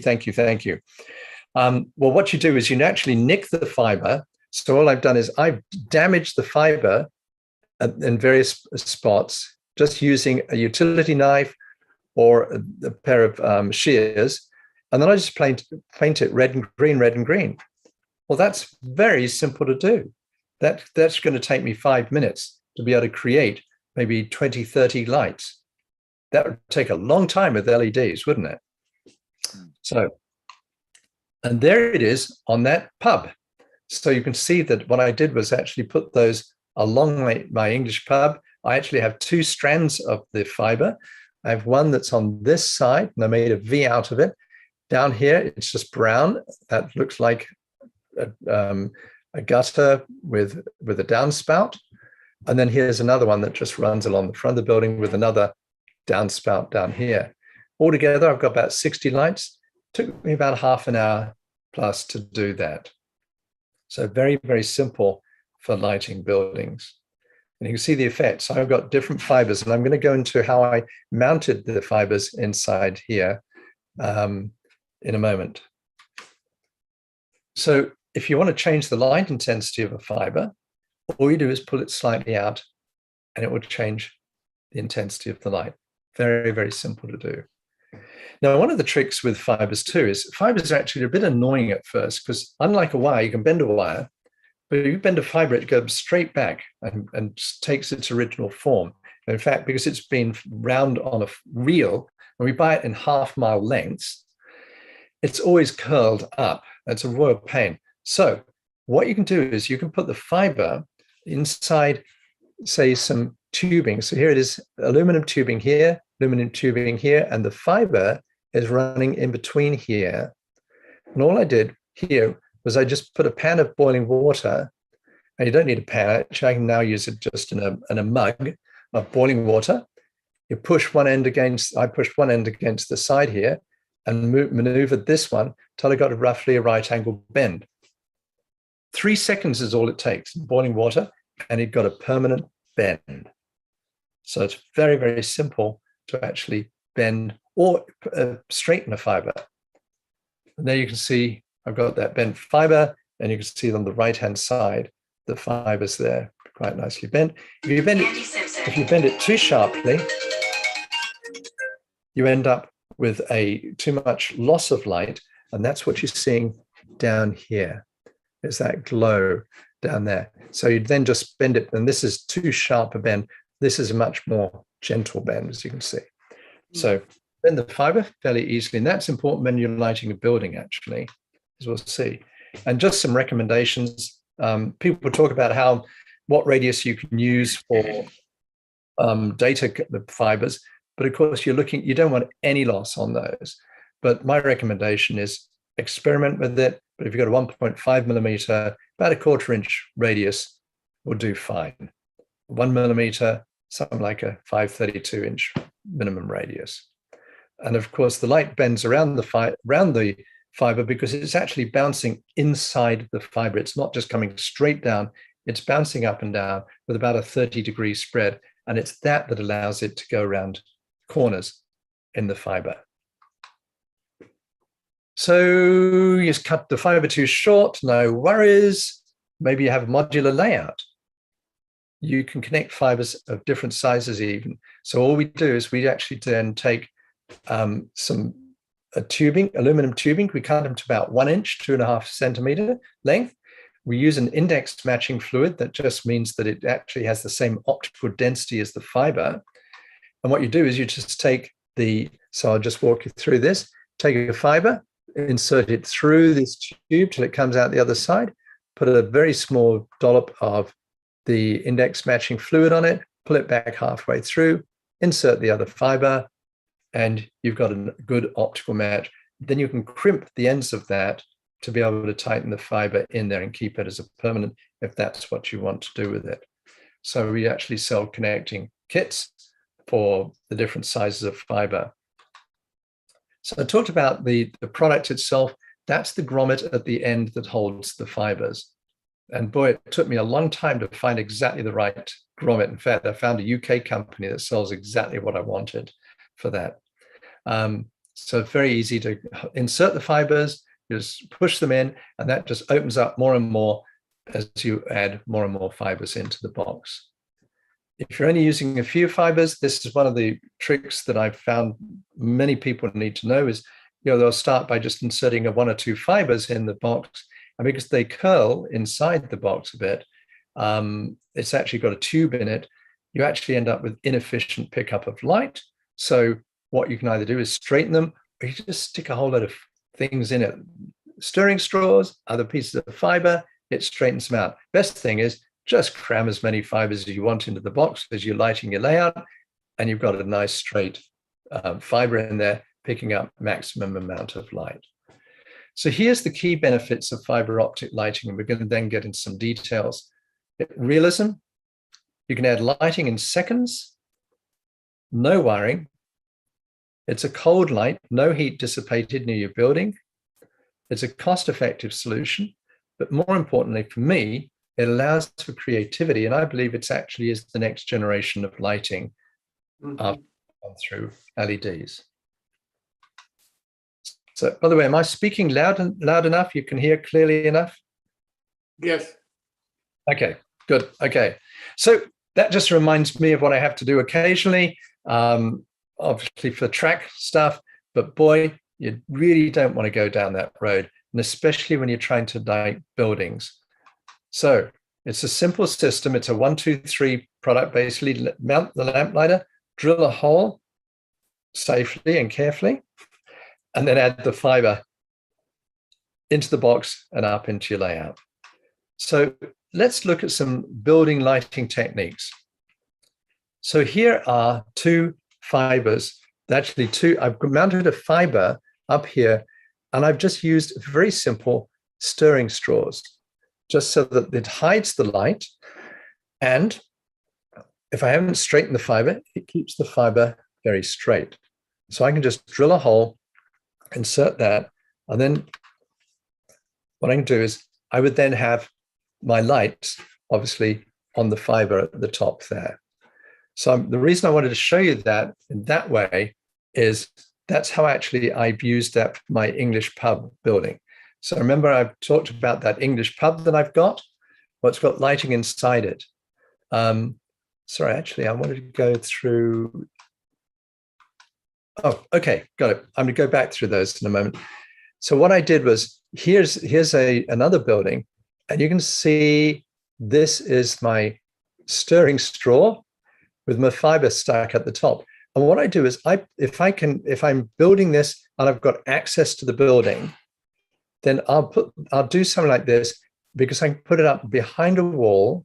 I don't want to put it near a window because I don't want to see the fiber. I just want to see the effect of the light.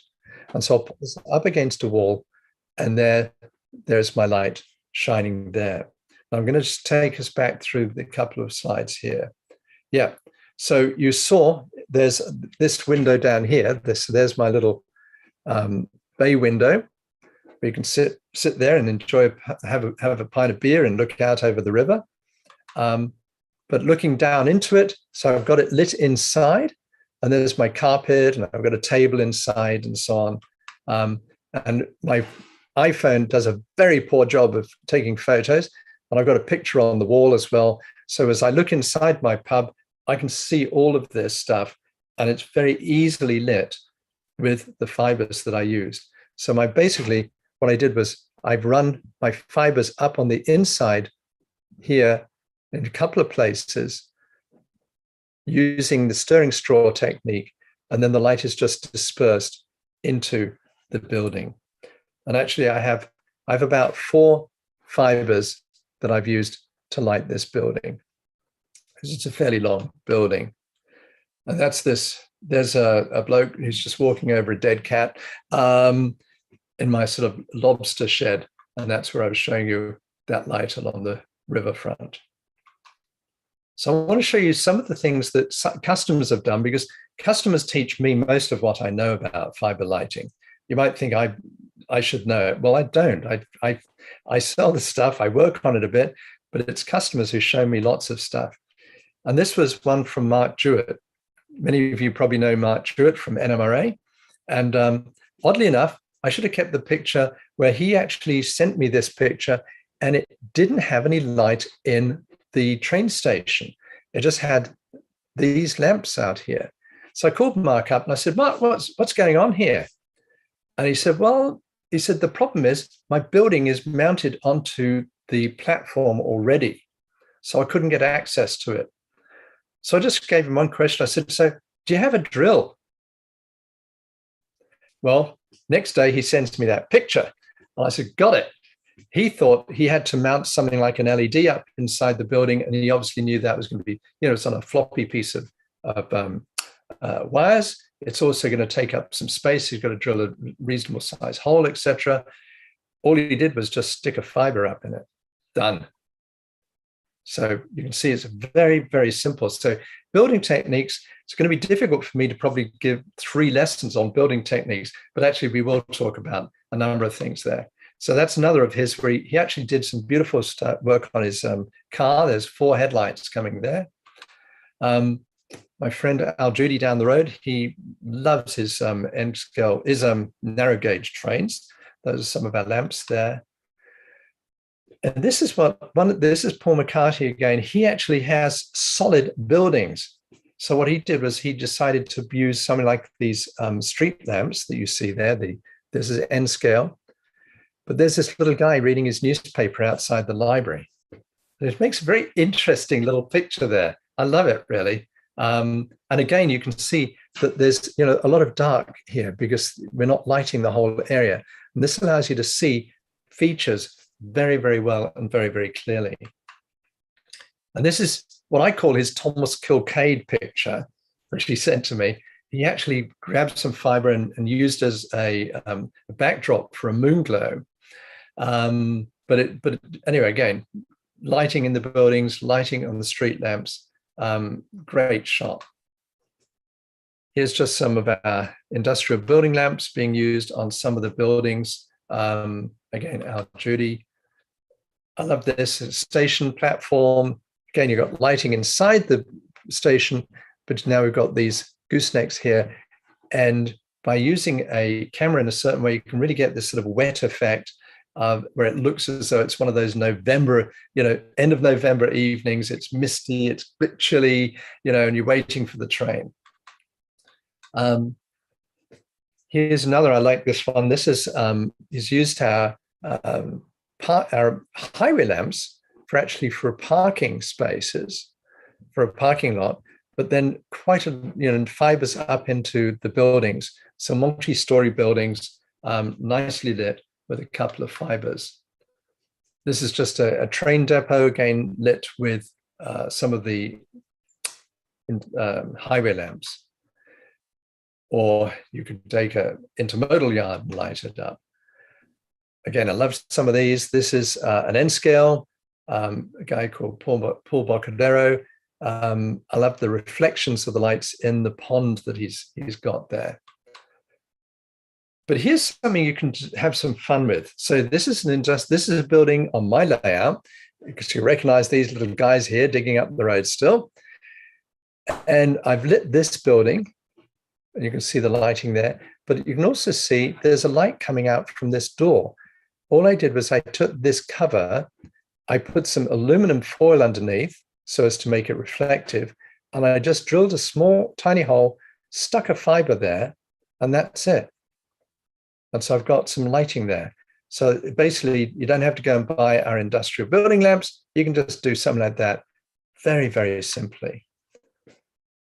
That's another one. This is an HO. Again, I just love the way in which that lit the front. Again, he used the spotlighting effect and lighting inside the church. This one is going to be, is to me, very interesting. Steve Gerenics, he does beautiful buildings. He's Canadian. And you see the building behind him. I'm going to show you what he actually did with this building. So that's the end result of his building. And you're going to notice a couple of features there. He's got these little door lights, which, by the way, he's not using anything of ours. He's just made these little ones with a fiber sticking out. He's blocked off some of the windows so that it looks typical of, you know, broken windows in a building or blocked out windows. But an interesting feature here is this sign. He actually made his own company sign and put it into that building. And I'm going to show you how he did that. But before I do that, let me just show you what went on in the back. So here he has a lamplighter 1, and he's run the fiber back here. And where he doesn't want the light, he's actually put it in heat shrink tubing. So here's some fiber here, and then he scraped the fiber in places so it actually gives out more light than it would normally. So in other words, this is dim here, but now he's got this much brighter light up here. So he used a number of different approaches to sort of get the lighting just right for what he wanted. He's much more of an expert with the fibers than I am, or ever will be probably. But here is what you're going to see is, here he's got a bunch of fibers and they're going into this little box. Well, this is where he actually made up.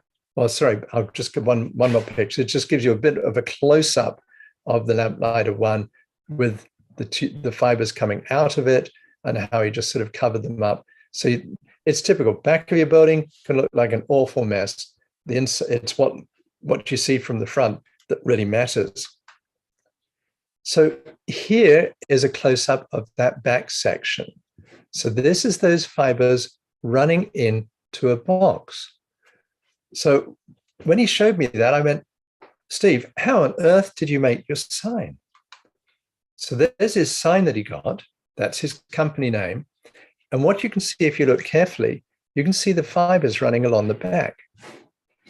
What he did was he actually scraped the fibers so that they leaked light out and then glued them to the back, giving it a fluorescent tube look. So here he is mounting it. So there's those fibers coming down into this. There's the fibers sticking out of the building. And basically, that's what he did in order to get this sign. So again, very, very simple technique. Well, of course, when I saw that, I couldn't be outdone. So I immediately went back into my room and I made my own little sign up so that I've got Dwarven lighting without wiring.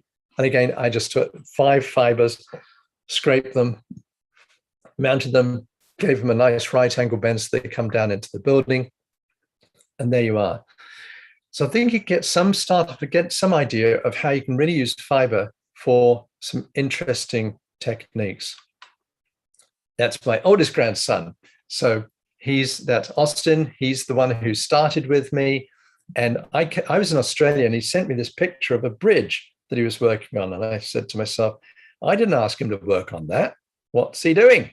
Well, somebody else had got hold of him, one of my other customers, and said, hey, I'd like you to make a bridge and I'd like you to have it, Trenton makes, the world takes. Anybody knows where that is? New Jersey, right? Right on the border. You got it. So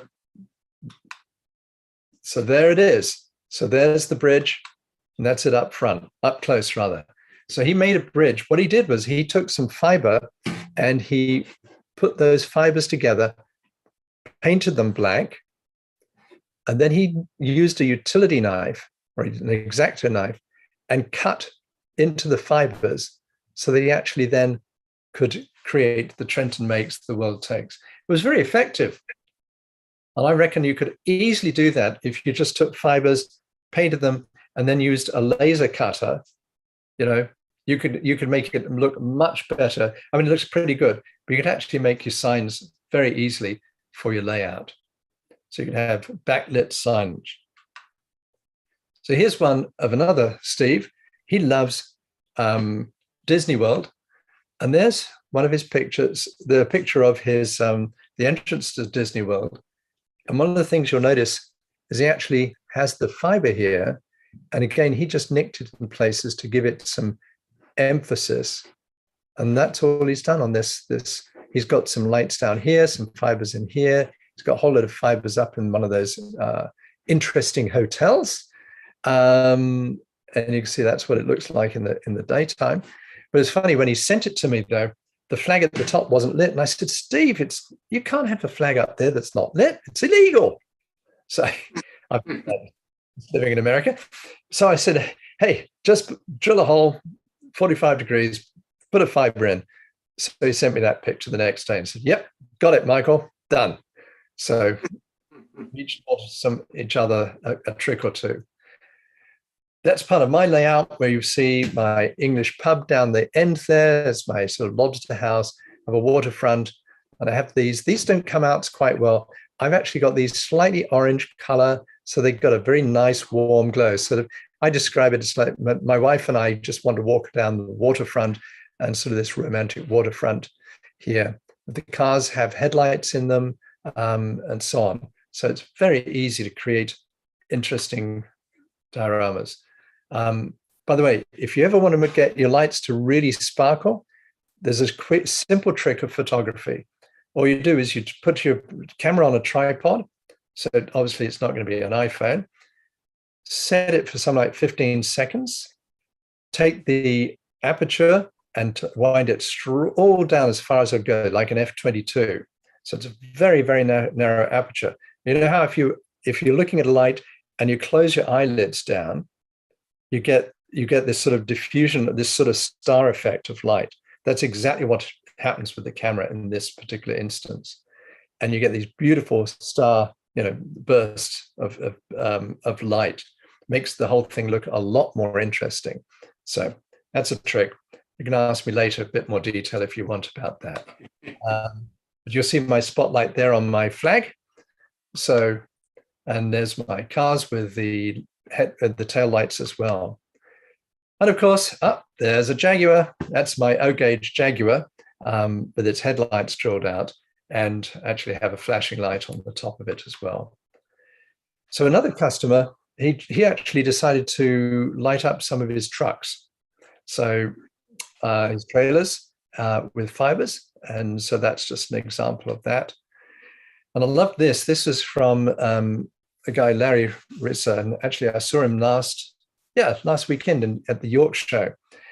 And you can see the beautiful effect on the right-hand side of the lamps, where you get, as a train comes in, it's going in and out of the light as it goes in along the platform and into the station.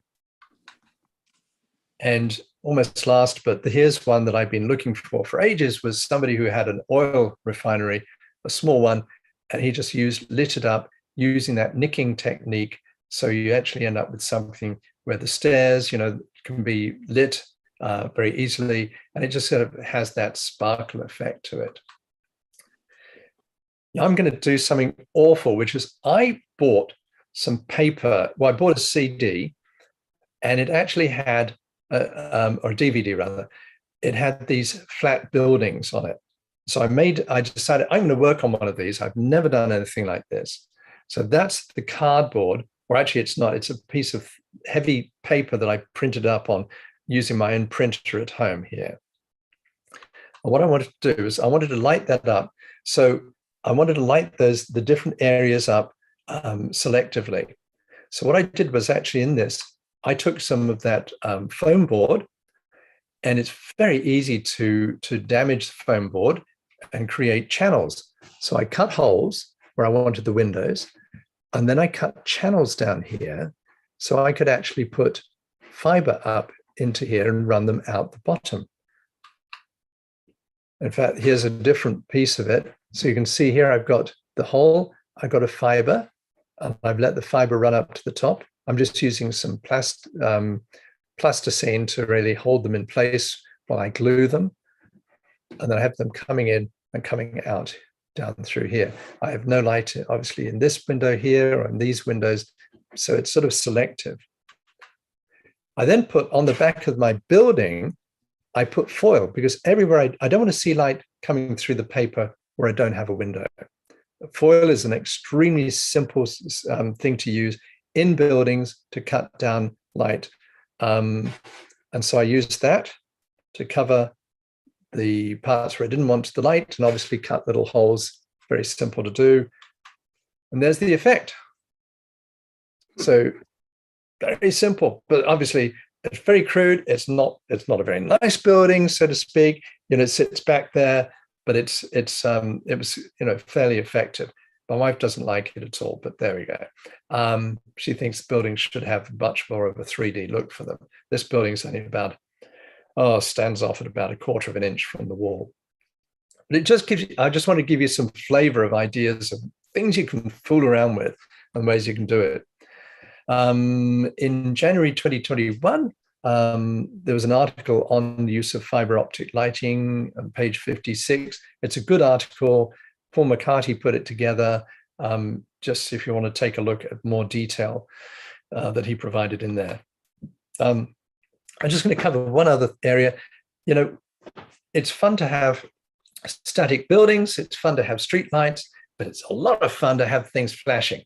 So we actually have what we call a flashing animation unit, our FL unit. It'll blink, it'll flash, and it just takes the fibers and it takes triggers, and you can use it for railroad crossings. So for example, you can use this. So there's the FL, here is detectors, here's some railroad crossings with fiber going in and a bell. And that's all. So basically you can really very simply put together a railroad crossing system. So we have these little railroad crossing lights. And again, my boys make those, my grandchildren, they're not so little anymore. They're all actually much taller than me. I'm an N, H, O, and O. And so basically we just provide a kit, which has got the bell, got the detectors. It has 2 of the crossings, the crossbucks in it, and then the FL unit itself. But one of the things I realized, so I'll go back to this, was it's got, the box has some programming. You have to know which detector is programmed to reach which light output. How's the light output working? Is it just flashing? Is it blinking? Is it just staying on? There's all of these sort of criteria, and people get themselves really tied up in knots. So, and it takes me half an hour to untangle the knot usually. So with a much simpler idea, which is this thing called a dedicated flasher, DFL, dedicated flasher. You just have these 4 fibers you can put into it. And at the top of it, all it has is just screw terminals, plus a ground for this is for inserting the detectors, and this has the trigger on it. We also have just some jumper pins that can convert it from being a railroad crossing to a block signal system. But most people are using it as a railroad system. So very, very simple to wire in, again, the circuit. So we actually then put it together as a kit, very, very similar, but this is actually what's really selling. The other one hardly sells, except for people who want to do more fancy things, but very, very simple to put together. So I don't know if this will come with.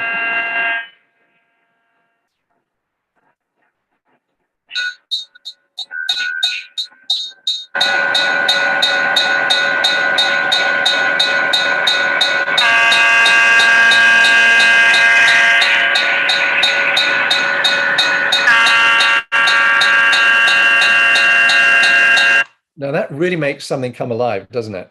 It's fun when you do that. My grandson, who designed up the circuit with me, he came back from college.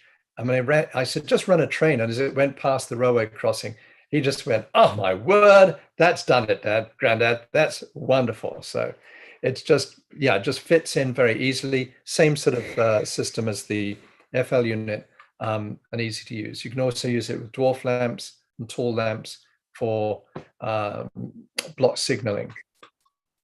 And yeah, so you can put them in.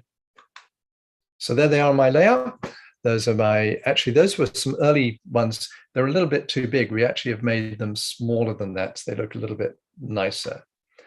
And most recently, I've just put together some turnout machines. So basically, you know how it is when you look down the ladder, you want to see which way things are lit. We now have a store motor one, snap, twin coil, and a snap bipolar, so you can use it for Atlas, Kato, and so on. And basically, it's just a turnout machine, as well as the dwarf signals or even the tall signals. So that sort of helps people quite a bit.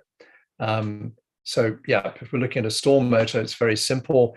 We can take the power from pin 1 and 8.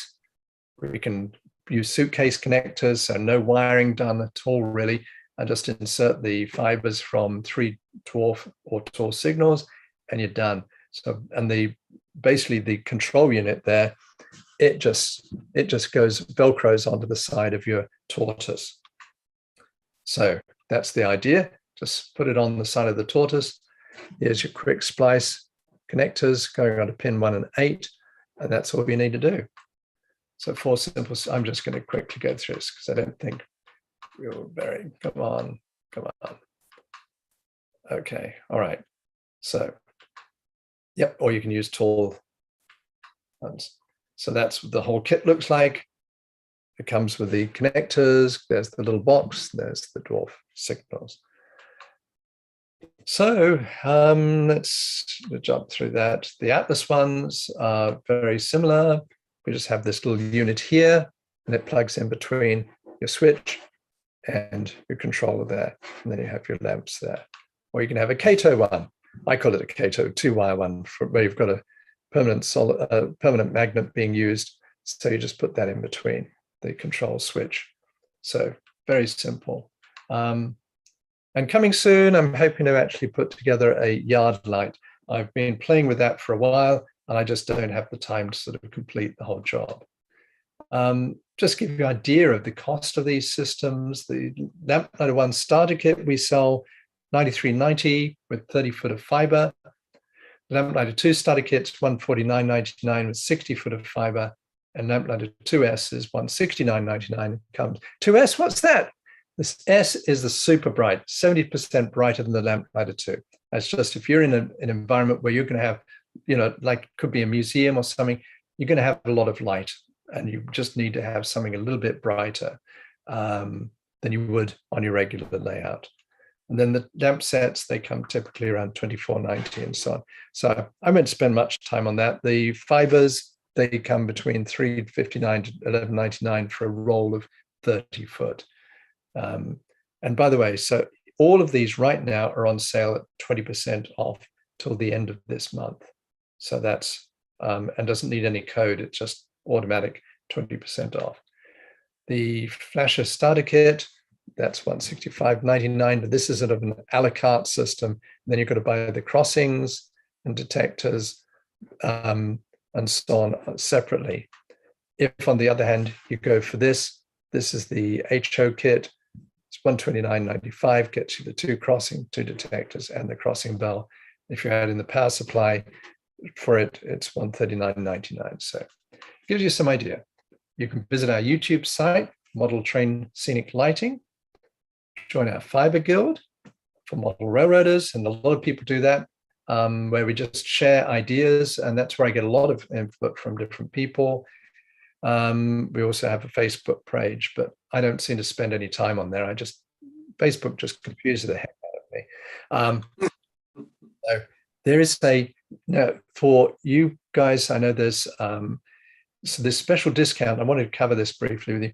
That is 20% off for every product on our whole system until the end of this month. No code needed. But if you're going to do this now for new tracks, it's going to be, that will be 20% off, but you'll need to use that code after October 31st. So after October 31st, you use that code until November 23rd. We'll give you 20% off the lamplighter starter kits, the ones that are designed for lighting buildings. So limited. So if you want unlimited access to everything, 20% off, it's now till the 31st. A new tracks code will be used for just the lamplighter starter kits. And I do want to just, there's another shot of my layout of the lighting. That was that was 2 years ago when we actually had to mask ourselves in order to be able to enjoy each other.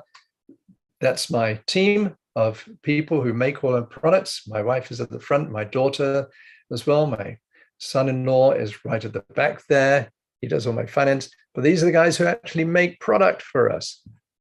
So there we go. So it's a great team. I'm going to take us back off here and go back to regular screen. How do I do that? Stop share, right? Yep. There you are. Am I? I'm only seeing myself. Okay. You just spotlighted. Yeah, let me get out of that. Oh yeah, good. I'm going to get out of that completely. All right, good. So I was going to show you some tricks though that you can use. So here's my lamp lighter that I've got. Can you guys see that? Mm-hmm. Yep. Okay, good. So this is where I was trying to show you that this is what you do when you nick the fiber. Does it show? You can see that I've actually got nicks along it. That's those glows. Yeah. You just need a little nick, just a small nick. Yep, just a very small nick. In fact, the amount of nick you do determines the amount of light you get out. Oh, okay.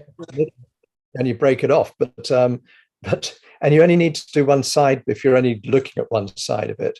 So very, very simple. Here's a tiny fiber. So this one is absolutely tiny. This is one of those, it's almost, well, it's 2 hairs widths. And this one is what I use for up trees and into windows for candles. You can paint them, as I think I showed you. This one, let's see, come on, Michael. Yes, don't know if you can see that. So this one, again, right, that's my Christmas tree or my building light, red, green, red, green. But I want to show you a trick that a customer gave me the other day.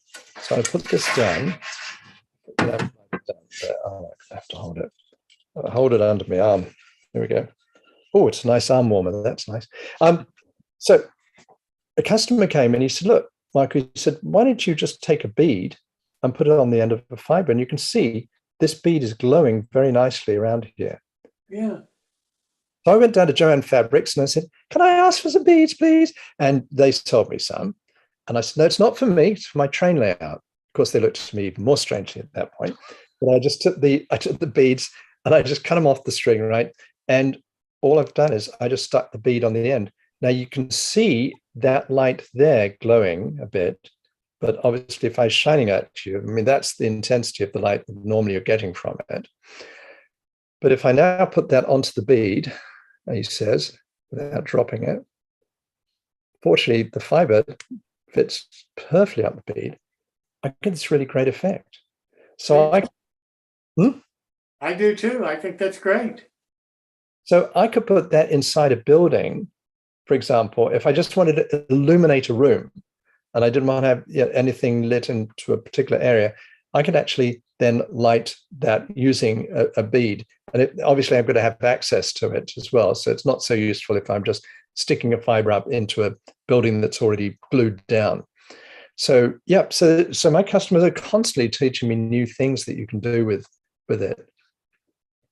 So I'm going to stop at that point there's only one other thing I want to show you. And in fact, I've just got to go and get the building to show you this. So I'm sorry, I didn't have it with me. I'll be right with you.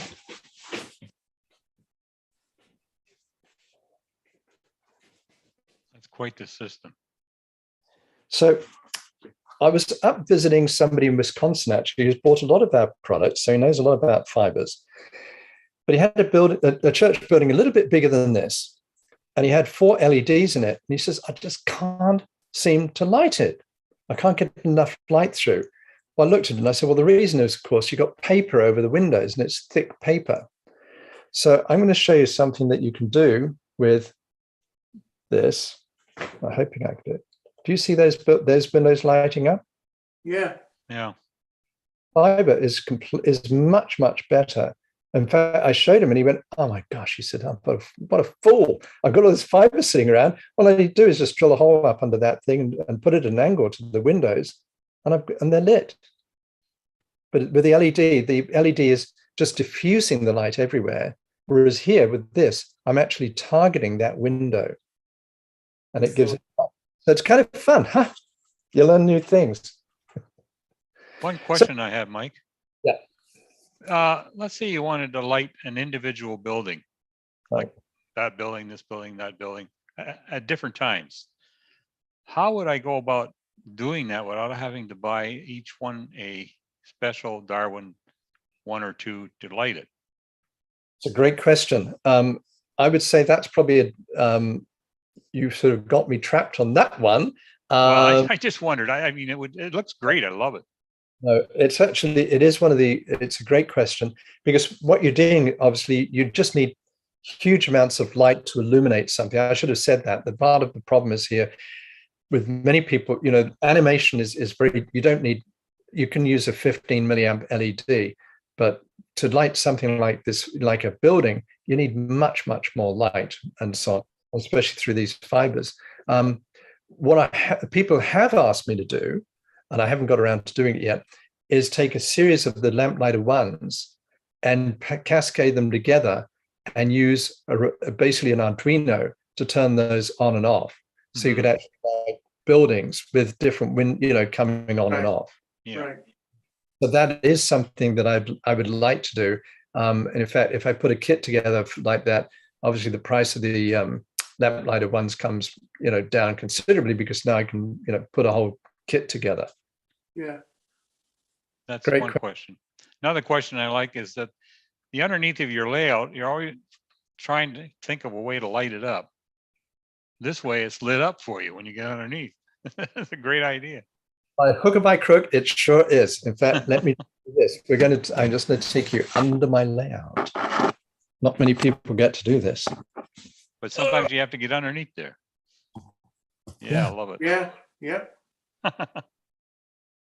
So there it is. That's great. That's where I can see every fiber, where it goes. I know I can see immediately what's gone wrong with it.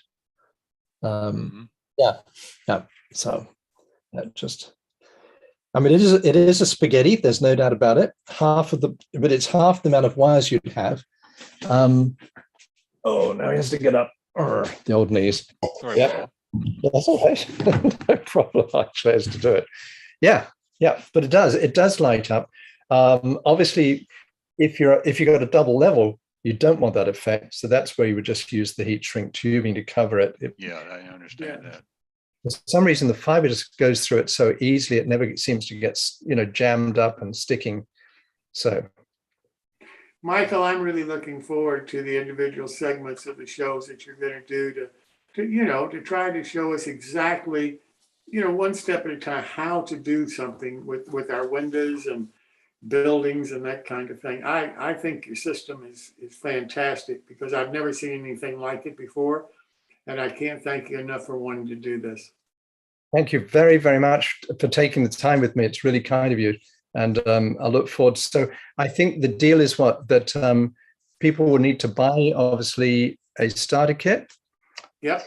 And then what you're going to do is take that starter kit and take a building and be creative with that starter kit any way that you can within that building or around that building, or however you think that the lighting could be beneficially used for a building. And people then can use their own building and see how you do it, and hopefully do the same kind of things to their buildings. Great stuff. Good. Well, thanks for letting me take up a huge amount of your time today. I'm going to go and have dinner now. Okay. Thanks so much, Michael. I really appreciate this. You're welcome, Jim. Thanks so much. Before Thanks. Michael runs off, can I get another question in? Sure. What kind of distance can you run the fiber? I've got a 14-foot long layout. I put the unit in the middle. Will they run 7 feet without a significant brightness drop? Yes, it will. It will run. And I'm sorry, I didn't cover that. I mean, it's the first question almost out of the box at every show I go to. Yeah, the interesting, getting light into a fiber is the very difficult part, which is what I deal with. Once the light's in the fiber, it stays in there. So I did actual measurements, quantitative measurements, and I saw a drop off of about 5% by the time I got to 12 feet. But you can't see 5%. So I would say no drop off at 12 foot. So you're right. So if you put it in the middle, you're running 7 foot either side. You should zip it. You won't see any difference. Great. One more question. Am I right in understanding that the lamplighter no longer has a fan in it, so you don't have the issue with the sound of the fan? Oh, you're right. Excellent. You caught that. Yeah, no fan. In fact, that was part of the challenge that I worked through was how do I get the heat out of this thing without a fan? I didn't want anything mechanical in it whatsoever. Purely electronic and optic, and that's it. What's the average lifespan of the light in the Darwin lighting? Well, the spec is 22,000 hours, which is okay, but it means we probably won't see the end of it. That's right. At that time. That sounds a bit cheeky. The reason LED lights go, especially your overhead ones, is they haven't got enough heat sink. All the LEDs that are made have cracks in them, unfortunately. As they get hot, those cracks increase, which increases the resistance, which increases the temperature, which increases, in other words, it's a positive feedback problem. That's why those LEDs, the cheap ones, go out so quickly. If you buy some that are really heavy, you can buy some that are really heavy. Those have good heat sinks in them. They're going to last and last. This thing has a great heat sink in it. Temperature-wise, it's running at about 110 degrees Fahrenheit. So it's a nice hand warmer, but that's not going to damage an LED at all. So great question on that side. Thank you. Well, to put it another way, since April 2018, when we launched the product, we've had no failures. Good. I remember the very early ones. There was a lot of work getting them put in. I got a couple. You had to polish the ends, and then you had a very small tube with a very small light at the end, and weren't getting it bright enough. So I gave up on that one. Oh, you did? Okay, so you could have come and taught me a lot. No. You've done quite well. Well, listen, Michael, thanks again for being here. We really do appreciate it, and looking forward to the build along, because I really think that a lot of people are going to enjoy doing that with you, and frankly, learning from you. Great. Super, Jim. I'll learn from them too, probably. Cheers for now. Thanks again. Bye. Well, that's about our show tonight. I want to thank everybody for coming. We have a very short caboose video that we'd like to show you. This one I found. It's a French model. I thought it was so unusual. It reminded me of a riverboat. Pat, if we could play that video. I'm getting it ready for you. Okay. Ready.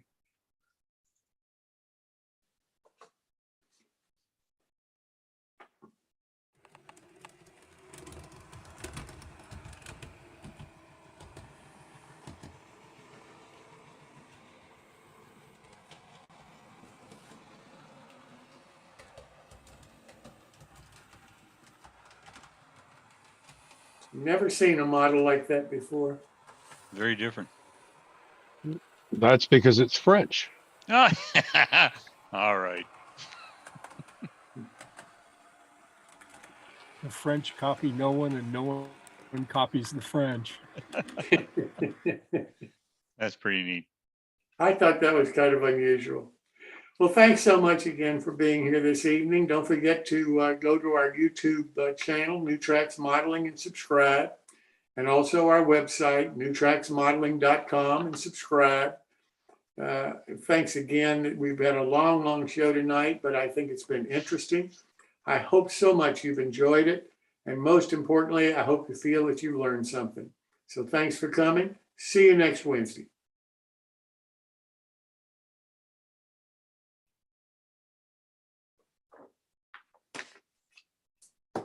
Thanks, everyone.